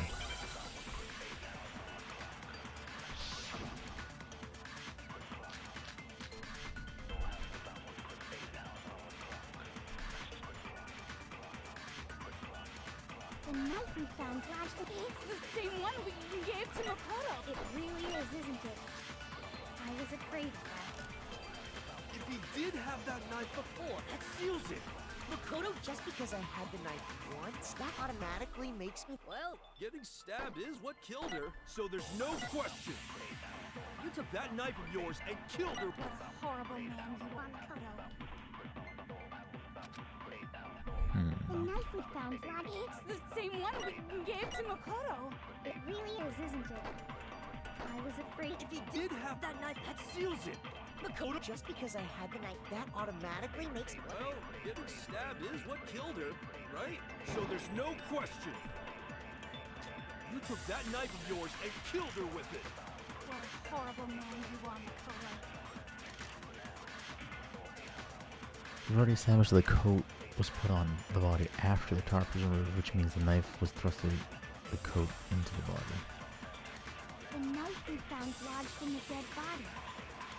It's the same one we gave to Makoto. It really is, isn't it? if he did have that, that seals it. Just because I had that automatically... Well, Getting... Killed her? No, it's wrong.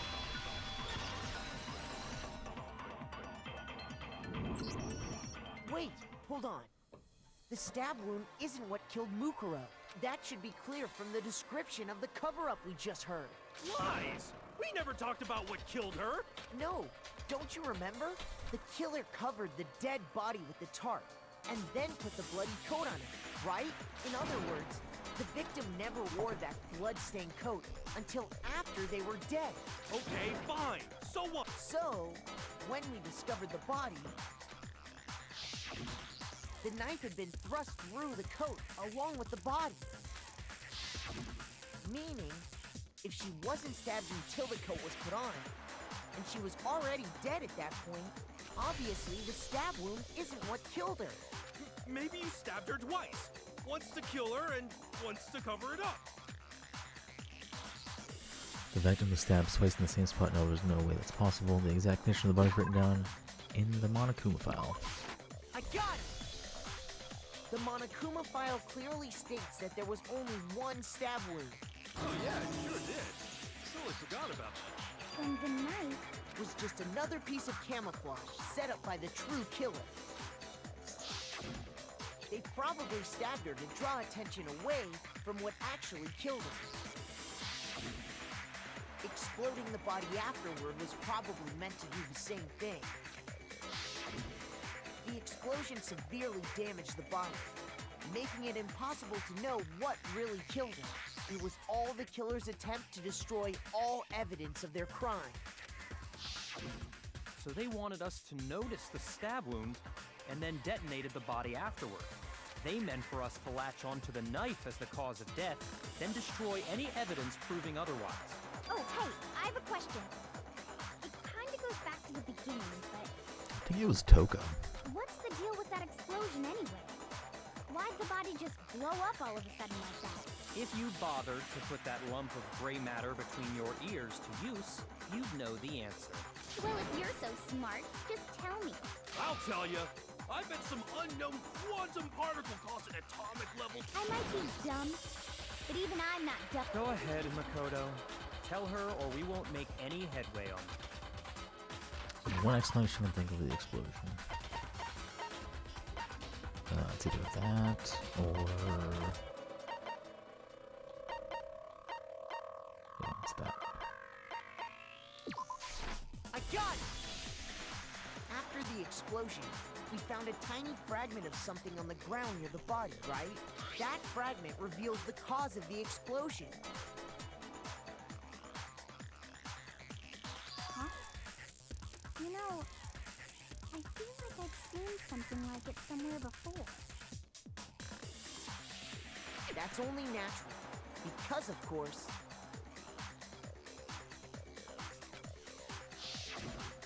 we saw the same thing when we dismantled Monokuma. It's part of a bomb. Oh! Then the explosion was because of the Monokuma bomb. Anyway, the culprit's motive is becoming more and more obvious by the minute. They wanted the knife wound to look like the fatal injury so that we'd suspect Makoto. And the only one who would benefit from that is the only other possible suspect. You, Kyoko. Hold on a second, Byakuya. What's the problem? Well, I just feel like we need to think this through. We still don't know what actually killed the victim. That's true. It's definitely bugging me. What really killed her? Fine. I have no problem with that. Let us continue the debate. It won't change the facts of the case regardless.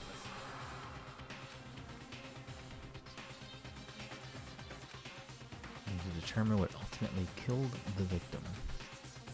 We need to concentrate.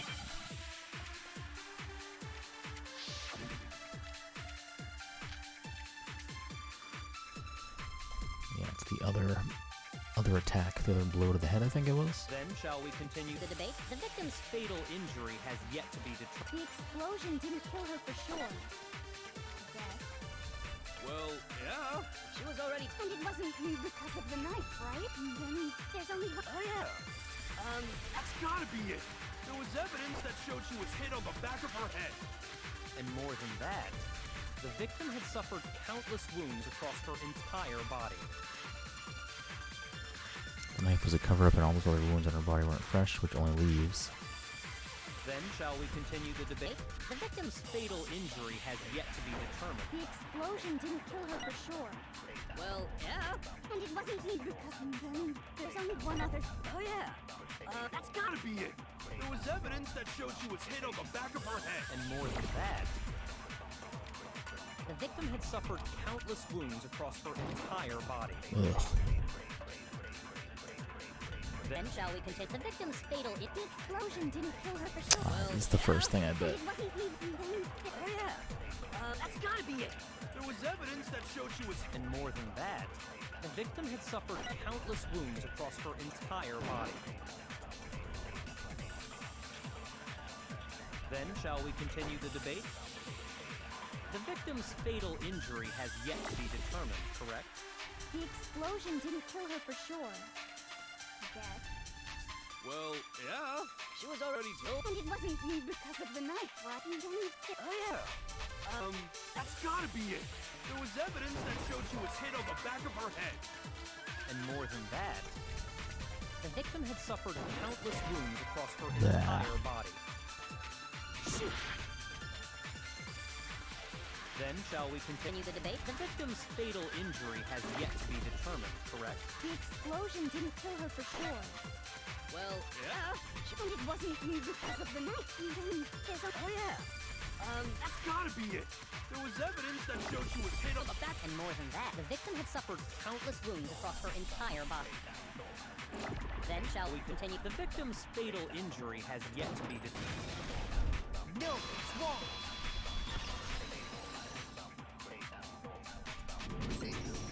Mukuro died because of the blow to the back of the head she suffered. What about the wounds all over the rest of her body? They didn't have anything to do with it? The Monokuma file makes it clear that those weren't fresh wounds.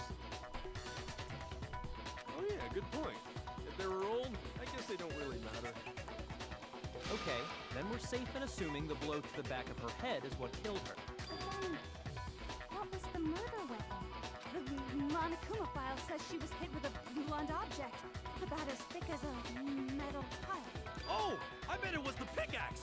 How is that even possible?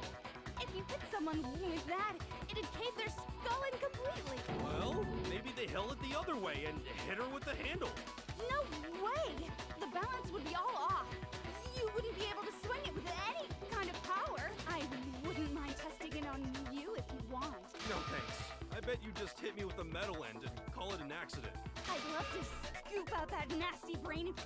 I feel the same way. Seriously? We want to figure out what killed her, right?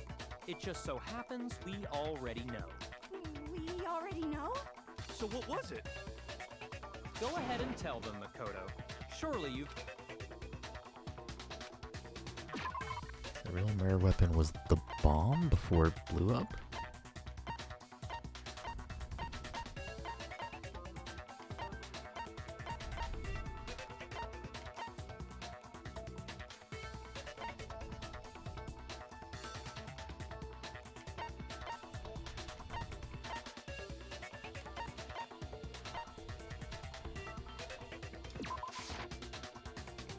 Nope.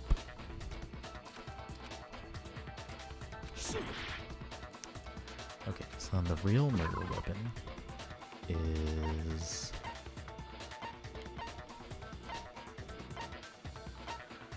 not the knife, not the tarp. Oh, no, not the tarp. Chicken coop.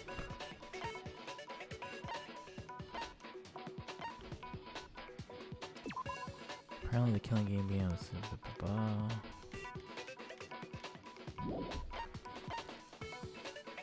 shouldn't be arrows because those are not blunt.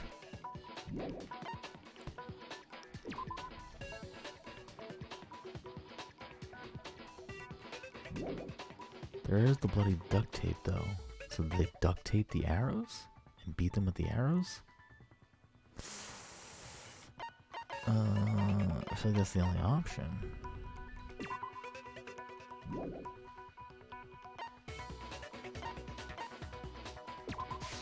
I got it! Okay, that is correct. Mukuro was hit in the back of the head with something, and that's what killed her. And that something was the titanium arrow we found in the locker in the dojo. Arrow? That's what the culprit attacked Mukuro with? Indeed. There's no doubt about it. Are you sure? That sounds kind of weird. Hey! How dare you? I'm not back-talking anything. One more secret.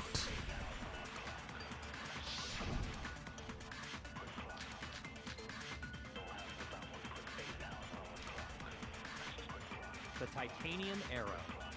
It was in the dojo locker. I have no doubt that was the murder. Are you sure? You don't sound convinced. Well, it said the weapon must have been about as thick as a metal pipe. It seems like an arrow would just be too thin. Talking back to Master. You have no right! They duct tape the arrows together. The titanium arrow. It was in the Dojo lock, I have no doubt. Are you sure? You don't sound convinced. Well, it said the weapon must have been about. It seems like an arrow would just be too thin. Talking back to. You have no right! If it was just the time, that time it would be, I think which is why they used. Yep. The titanium, it Just was missed in the word, dojo, I apparently. have no doubt. Are you sure? You don't sound convinced. Well, it said the weapon must have been. It seems like. No, it's wrong.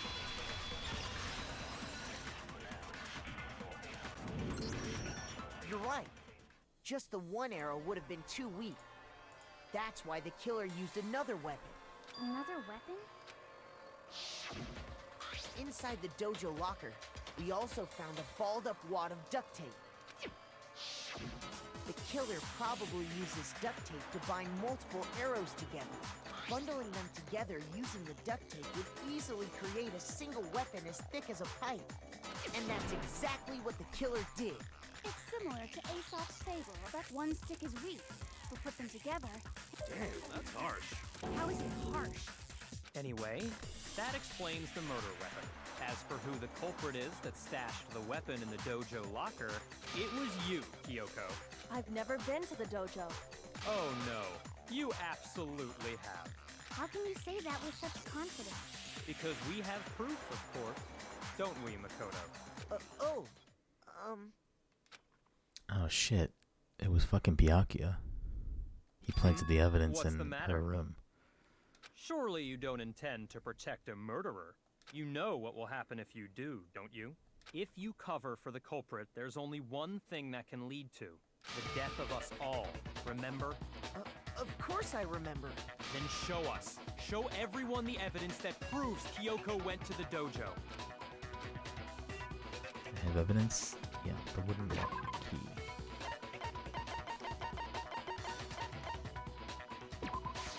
I got it! The one thing that proves Kyoko was in the dojo is right here. It doesn't prove she was there though, because she didn't have a key to her own room. And how does that prove anything? Because I found it in your room. It was in my room? Don't bother trying to play dumb. That key is just the final piece of the puzzle.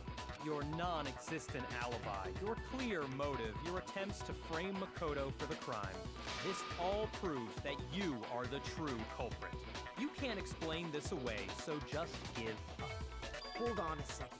Not this again. You really are dead set on defending her, aren't you? No, it's not that I want to defend her. It's just, there's one more thing I need to ask her. Kyoko, I want you to tell me something. Last night, you were in my room, weren't you? Why? And what were you doing there? That's what I need to know. I was just protecting you. What?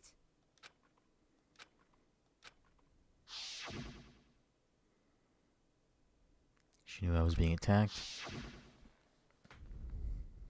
and she came to my rescue. Could that be when? Which would mean that Kyoko, she killed someone for me. That's enough. The time for idle chatter is over. A verdict is close at hand. Wait, I'm warning you. Don't make this mistake. I'm not the killer. I knew you were stubborn, but this is just getting ridiculous. Really? But you should know better than anyone I didn't do it. Can you tell me I'm wrong? I should know. Byakuya should know better. I don't know what does that mean. Because Byakuya did it. He planted the key in her room.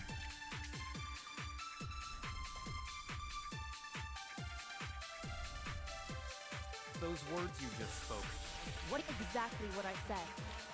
I'm not the killer. You should understand that more than anyone here. Byakuya, what are you hiding? Master would never hide something from— There's proof that you aren't the culprit. Is that what you're saying? You stated a theory earlier.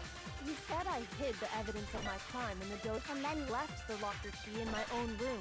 But could I really have done that? Wait, Kyoko gave her room key to Bianca, right? Which would mean... Those words you just spoke. Exactly what I said. I'm not the killer. You should understand that more than anyone here. Byakuya, Master would never hide something from— there's proof that you aren't the culprit. Is that what you're saying? You stated a theory. You said I hid the evidence of my crime and then left the locker key in my own room. But could I really have done that? Those words you just spoke. Exactly what I said. I'm not the killer. You should understand. Byakuya, Master would never— there's proof that you aren't the culprit. Is that what you're saying? You stated a theory earlier. You said I hid the and then left the locker key in my own room. But could I really have done that? Those words you just spoke. Exactly what I said. I'm not the killer.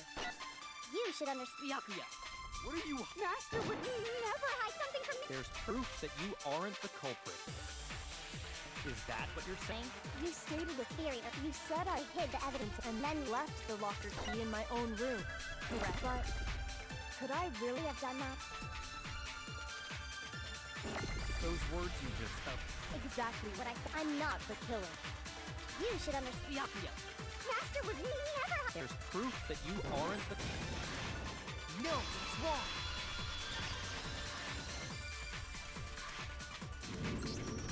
If I'm right, Kyoko wouldn't have been able to get into her room Why not? because she had given her room key to Byakuya. I see. So that's what you meant.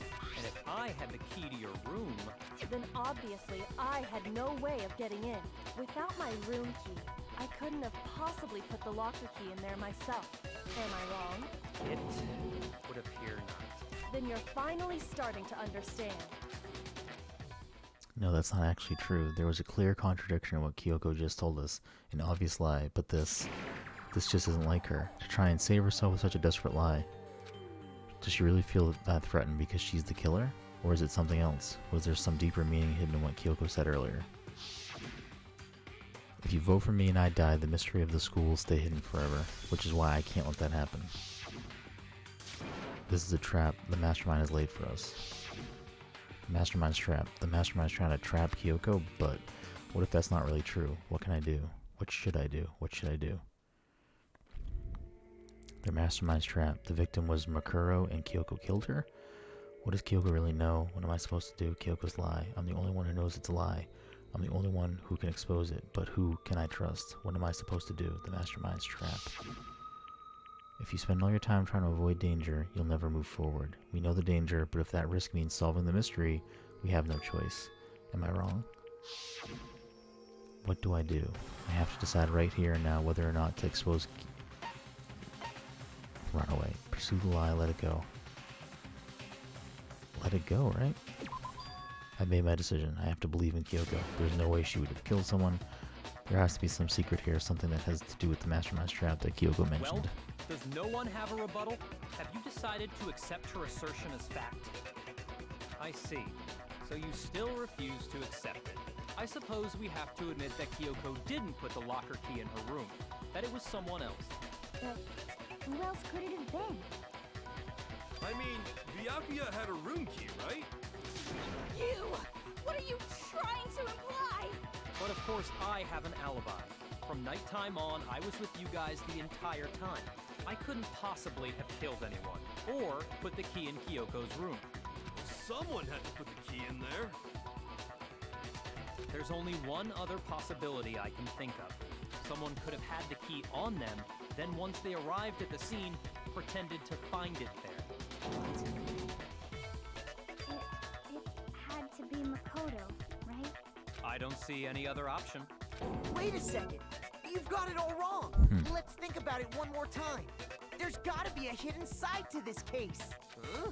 A hidden side? First of all, there's something off about this entire trial.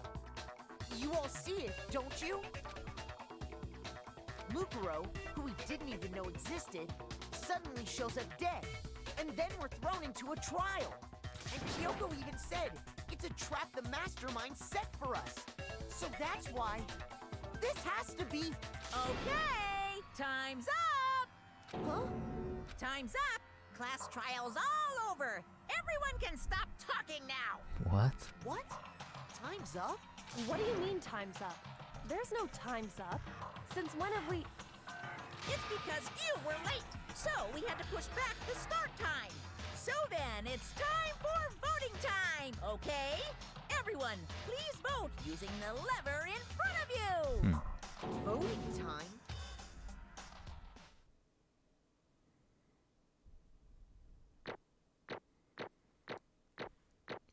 What?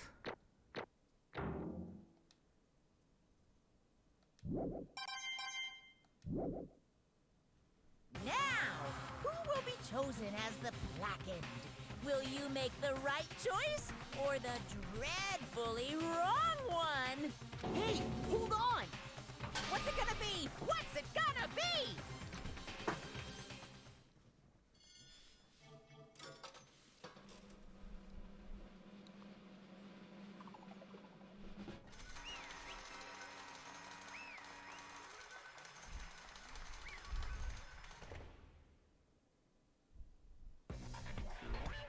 What?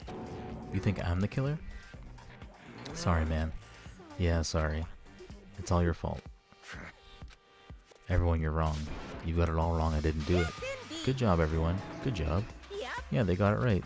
No, that's not true. None of this makes any sense. This whole trial doesn't make any sense. It makes perfect sense. It's the same as always. It's just like all the other class trials, and I'm going to end it the same way. It's time for your heart-pounding, positively thrilling punishment. Wait, why do I... Kyoko? I don't expect you to forgive me. I know this is all my fault. Kyoko? Let's give it everything we've got! It's punishment time!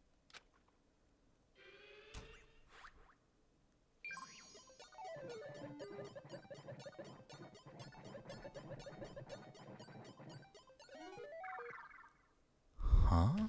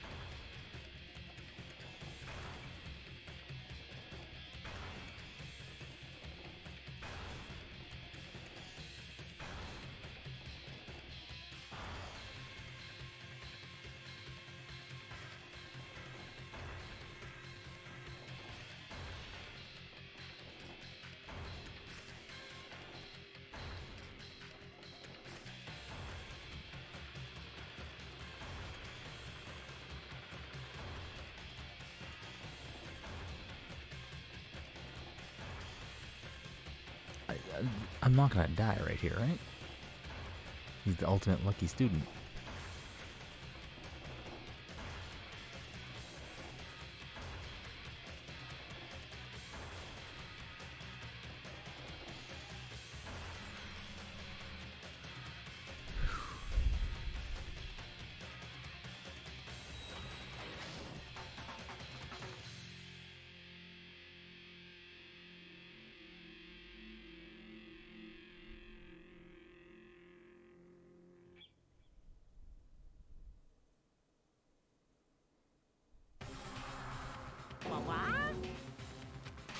What's this? What's going on? Hey, was that... yeah, it had to be. Alter ego. Alter ego? Is this some stupid virus from that stupid guy?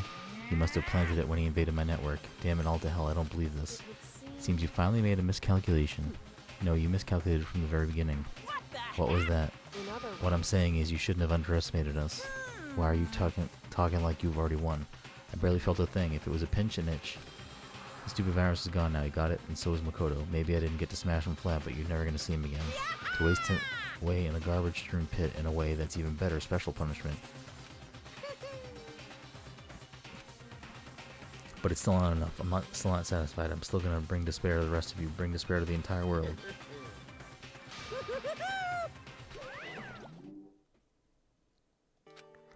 Is he gone? Hey, Kyoko, what's the meaning of all this? Just what the hell's going on? Calm down. It's okay. We're not the ones being trapped this time. Huh? In other Now words, it's the mastermind that's ensnared. What are you talking about? so You'll understand soon enough. Very soon indeed.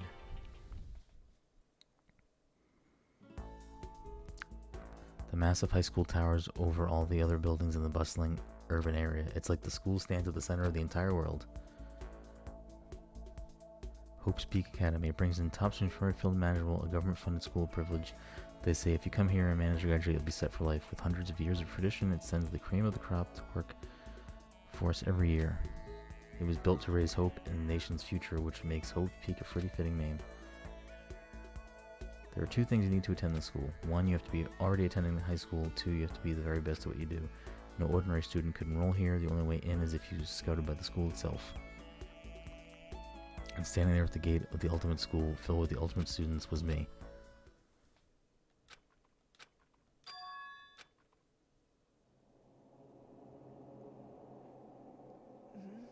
What? Where am I? I woke up with my head resting on top of a hard wooden desk. My body felt heavy. It wouldn't be weird for me to zonk off in the middle of some boring class or whatever, but what was I doing? Sleep just here, just now? It wasn't any classroom I've ever been in before. What the heck's going on?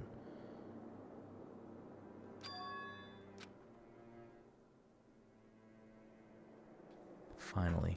I could finally feel my mind and body start to come back together again, and then I was awake. Or was this just another dream? A dream inside a hopeless nightmare?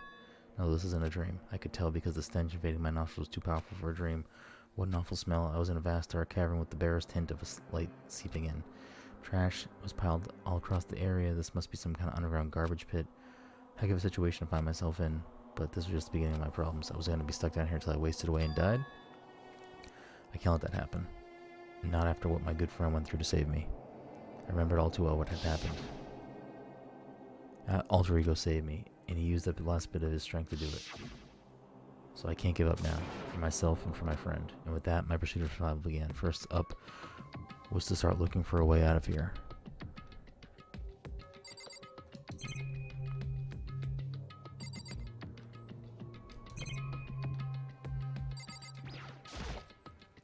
That's a rocket and a tank. I better not think too much about what I'm seeing down here. Alright, let's just go to the door. Rattle, rattle, it's locked. No matter how many times I push or pulled or kicked it and budge, getting out of here is going to be that easy. We're locking our gym time soon. But don't you have that key? I decided to look around for some food. There's plenty of food here, but it's all rotten. But that was pointless too. Next time I search for some water. How can I be sure which liquids I can drink and which ones are all around? Bad idea. Again, pointless. I feel like I'm blocked on all sides, but that's still not enough reason to give up because I'm still alive. As long as I'm alive, I'll never give up. After making that proud declaration, the next thing I decided to do was go to sleep. My sleep was deep and uninterrupted. That was my only way to preserve what little strength I had left. After not being able to eat or drink, I can't be sure, but I think at least a full day had to have passed. And all I did was sleep and sleep. It was like I was waiting for some kind of sign to come falling out of the sky. However, what fell from the sky wasn't a sign, not exactly. What the? Strange sound pierced my silent isolation, jarring me awake. As I watched the pile of garbage jostle and form an odd shape, did something fall down here over there? Something fell from above. What could it have been? It's gonna be something for me in the trash. The key. I bet it's the key. I carefully stretched toward whatever it was, and it tumbled down here with me. Just a second. Before she even emerged from the pile of garbage, I knew who it was. Huh? It smells awful. Kyoko? Indeed. You look like you're doing better than I expected. What are you doing here? Isn't it obvious I'm here to help you? I'm glad to hear that. You had a bit of garbage in your hair. She gave her head a quick sharp shake to get rid of the trash, then faced me again. Hey. First, I have something for you. Go ahead and eat. We can talk once you're finished. Thank you. I snatched the bread and water she was holding out for me. Within seconds, it was in my mouth and making its way towards my stomach. Ooh, that really hit the spot. Now I got all the energy I need to keep going. So you still haven't given up then? Of course not. After all, the fact that I can keep going forward is about all I'm good at. Well, that's not such a bad thing to be good at. But Kyoko, why'd you come to rescue me? To pay a debt or to atone? Atone? During the trial, even though you knew I was lying, you didn't say anything. So you knew that I knew? Indeed. But even though I knew, I did nothing to help you. I abandoned you. Don't say that. You didn't abandon me. No, that's exactly what I did. I abandoned you in order to save my own life. You were trying to save me, and I couldn't bring myself to do the same for you. However, but listen, not that I'm trying to make excuses, but there was a reason that I had to survive. Why did you have to survive? I'll tell you everything. The reason I have to survive is so that I can do what I came to this school to do, huh? I made up my mind to come to Hope Peak Academy for one very important reason. So you have some reason to coming for Hope Peak? That's right, at least I did once. Oh, whoops. Once? Until recently I'd forgotten what it was. You forgot, but that's...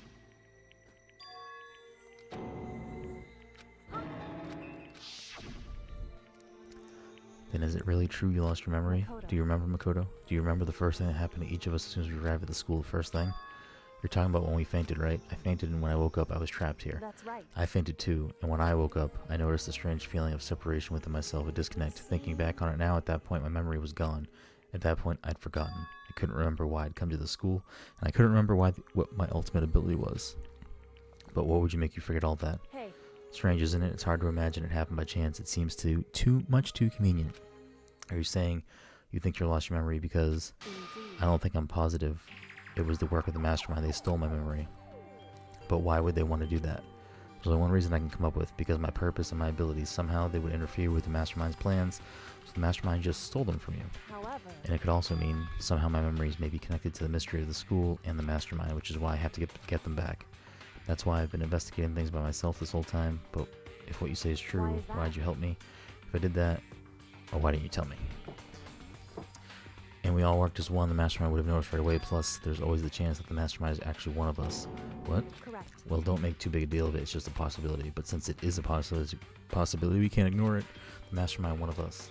If she believed that, then of course she couldn't trust anyone around her. In which case, it only makes sense that she would look into her missing memory by herself. However... That being said, there was a limit to what I could do by myself, which is why I asked you to help me. But why me? Because among everyone, you were the least likely to be the mastermind. That was just intuition, but... I see. Your intuition was right, though. There's no way an ordinary like me could have been the mastermind. I understand.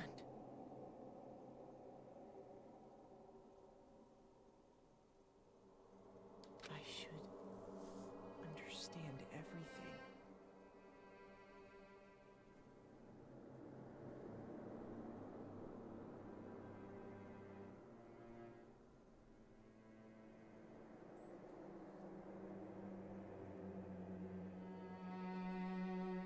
My goal isn't to get out of here.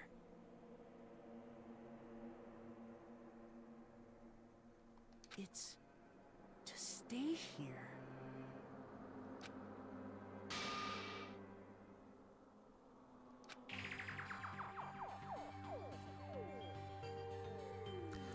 Hold on. I gotta see this message real quick.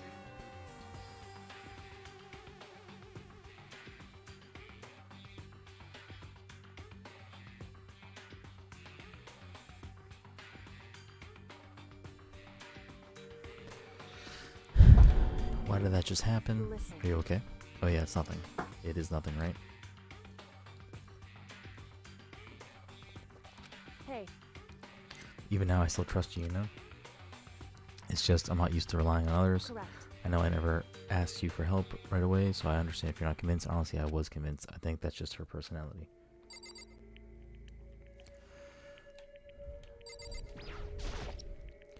You said you had a reason for doing all that investigating on your own, so how'd that turn out? Were you able to remember anything? So... I think there's still a lot I don't remember, but at the very least, I was finally able to recall my purpose and my ability.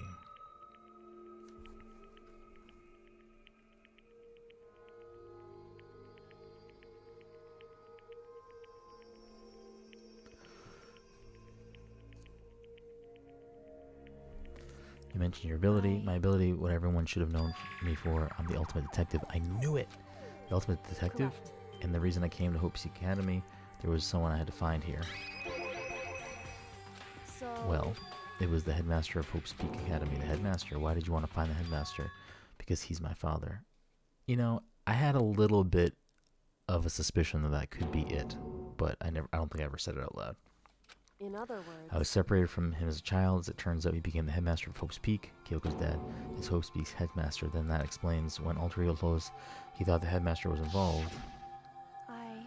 I'll find a way. Huh? No matter what it takes, I will find the headmaster, no matter what the cost. Kyoko, what's going on? My memory hadn't come back to that point, but when he said that, I felt strange. It makes perfect sense now, of course, since my whole purpose for coming here was to find him. That makes sense. However, but listen, Makoto, I want to make this perfectly clear so there's no misunderstanding. I said the headmaster wasn't the mastermind, but I didn't say that to protect him. I only said that what I felt based on what I'd seen when I snuck into the headmaster's room. Then what did you see in there? So The room had been ransacked, the shelves were a mess, the desk drawers were dumped on the floor. The only conclusion is that someone who didn't know where anything was had been in there. You mean the mastermind, right? It's true. That was my assumption, yes, and to confirm my suspicion, I decided to investigate the second floor of the dorms using the key I'd found. But why there? Because I also found this in the headmaster's room. This is some kind of map. Indeed. It's a layout of the entirety of Hope's Peak Academy I found in the headmaster's room along with Mukuro's profile and that key. The map showed that the second floor was home to a number of rooms meant for faculty use. Some of the staff must have had to stay overnight from time to time, and I figured the headmaster would have some kind of private room there. I assumed that if that were true, the room would likely hold more clues, so I went to check. Correct. And that's when I finally remembered. I remembered that my purpose was to find the owner of that room. So you went there to see if the headmaster really did have a private room there. However, But once I got there, I noticed that the second floor of the dorms didn't have any cameras or monitors. So what was it like, that part of the school, I mean? It's hard to describe. All I can say is the moment I saw it, I realized whatever's going on in the school is more horrific than we ever imagined. What do you mean? so I can't explain it. You need to see for yourself, and I'm sure you'll get the chance soon enough. It sounds like it must be important and really ominous. Can we fucking leave yet, or what? Let's go. However, Of course, once I got to the second floors, there were no cameras or monitors, which is why I had no idea what was going on in the rest of the building. It has to do with Mukuro Ikusaba, doesn't it? Just to be perfectly clear, Ed didn't kill her. And I know it wasn't you either. I know you're right, but that just means everyone but you and me had an alibi, so then who did kill her? anyway, What I can say for sure is that the mastermind is directly involved. To begin with, the point of the class trial of Mukuro Ikusaba was to get me killed, get you killed. indeed. I stole that key and disappeared. In retaliation, they wanted to draw me out and eliminate me. Correct. That was the point of the class trial. It was. The mastermind knew they couldn't interfere directly. You mean because of the school regulations? That's right. Exactly. With minimal restrictions, you are free to explore at your own discretion. In other words, The mastermind is adamant about following the rules, and with that rule in place, they couldn't step in. Since they couldn't kill me themselves, they tried to use the class trial to do it. The mastermind couldn't step in because of the rules. That makes it sound like the mastermind themselves is somehow bound by the school regulations. There's one other thing I'd like to point out about the murder of Mukuro Ikusaba. What's that? There was a point where Mukuro may not have become the victim. It could have been you. I could have become the victim? indeed. You know what I'm talking about, right? Do you mean during the night, I can hear them, you know? The footsteps of the god of death. What? I can hear the god of death as he moves. The ability naturally draws me into cases just like this, Anyway, which is exactly what happened with you. I was in the dorms and I had a sudden sense of dread. I looked down the stairwell and I saw a white shadow cross the corridor. I gave it chase right away. As I followed it, I saw the shadow go into your room. correct. I ran into your room and I saw what was happening. I intervened immediately, of course. However, That wasn't the end of things, of course. I stopped them, but that led to whoever the masked assailant was, they ended up dead. correct. And their murder was disguised and the dojo key wound up in my room. It all has to be the work of the mastermind and an attempt to use a class trial to eliminate me. So all this would mean that whoever killed Mukuro is also the mastermind, right? I don't have a conclusive evidence, but that's what I think. But that's really bad. If true, it means the mastermind can kill whoever they want if they feel like it. Wait, but that doesn't create another contradiction? The mastermind wanted to use the class trial to try and kill you because they couldn't interfere, right? Correct. You're right. That is a contradiction. And it's not just Mukuro. They needed the class trial to kill me, but seemed ready to kill you in your room. Everything they did is a contradiction. So what does it all mean? In other words, It means that the mastermind is the one who's been cornered. Huh? Makoto. Just a little more. A little more, and I should be able to figure out what the mastermind's identity. The identity of the other ultimate despair. The other ultimate despair? There's no doubt that Mukuro was the ultimate despair, and that's and that she's dead. But I don't think the ultimate despair is just one person. It's not. Indeed. If you think about it, the ultimate despair seems to implicate whoever caused that event. If you're talking about That's right. what happened a year ago, the biggest, most awful, most tragic event in human history, the tragedy, whoever responsible for that, they're the ultimate despair. That's the despicable group whose only purpose and motivation comes from despair. Then they're, make no mistake, they're the root of all evil that has forced us to go through this. That is the ultimate despair, and that is our real enemy.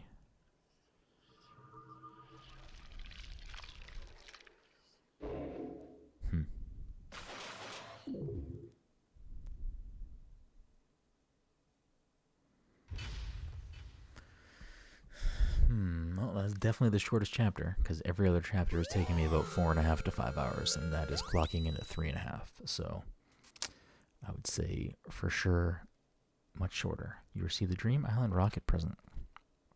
I would like to save it, yes.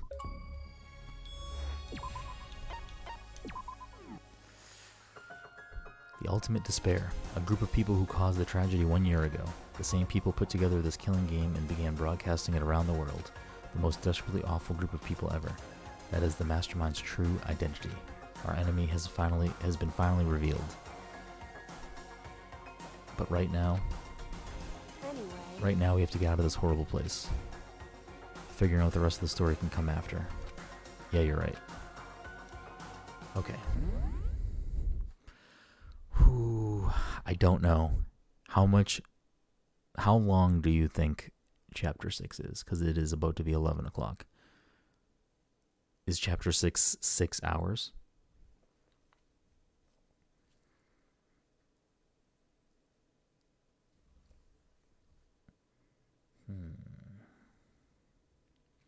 Three and a half to 5 hours.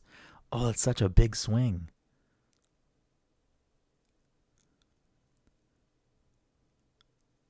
Like,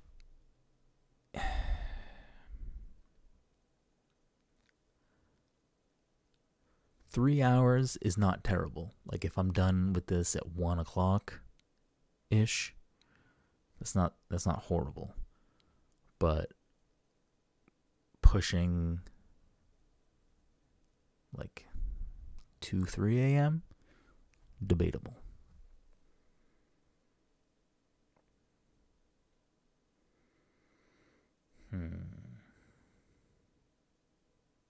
Alright, here's what I'm going to do first. First, I'm going to cut the stream just so that this is its own video file. So I'm going to cut the stream quickly and then make a decision if we're going to come back for Chapter 6 tonight or whatnot. So if you're watching and want to continue to watch, hang around. And if we come back, we'll come back in a few minutes. So if you're watching this later on YouTube, there will be Chapter 6 this weekend, so you can look forward to that as well after. But that was Chapter 5 of Danganronpa 1. A lot of the plot threads are coming to a head. It seems like we're going to get some real answers off the bat here, with Kyoko revealing her true identity and some other things surrounding that. Fuck. Alright. Regardless, whether it's tonight, if it's not tonight, it will be tomorrow during the day. So there will be Chapter 6 not too long from now. But until then, we'll see you next time.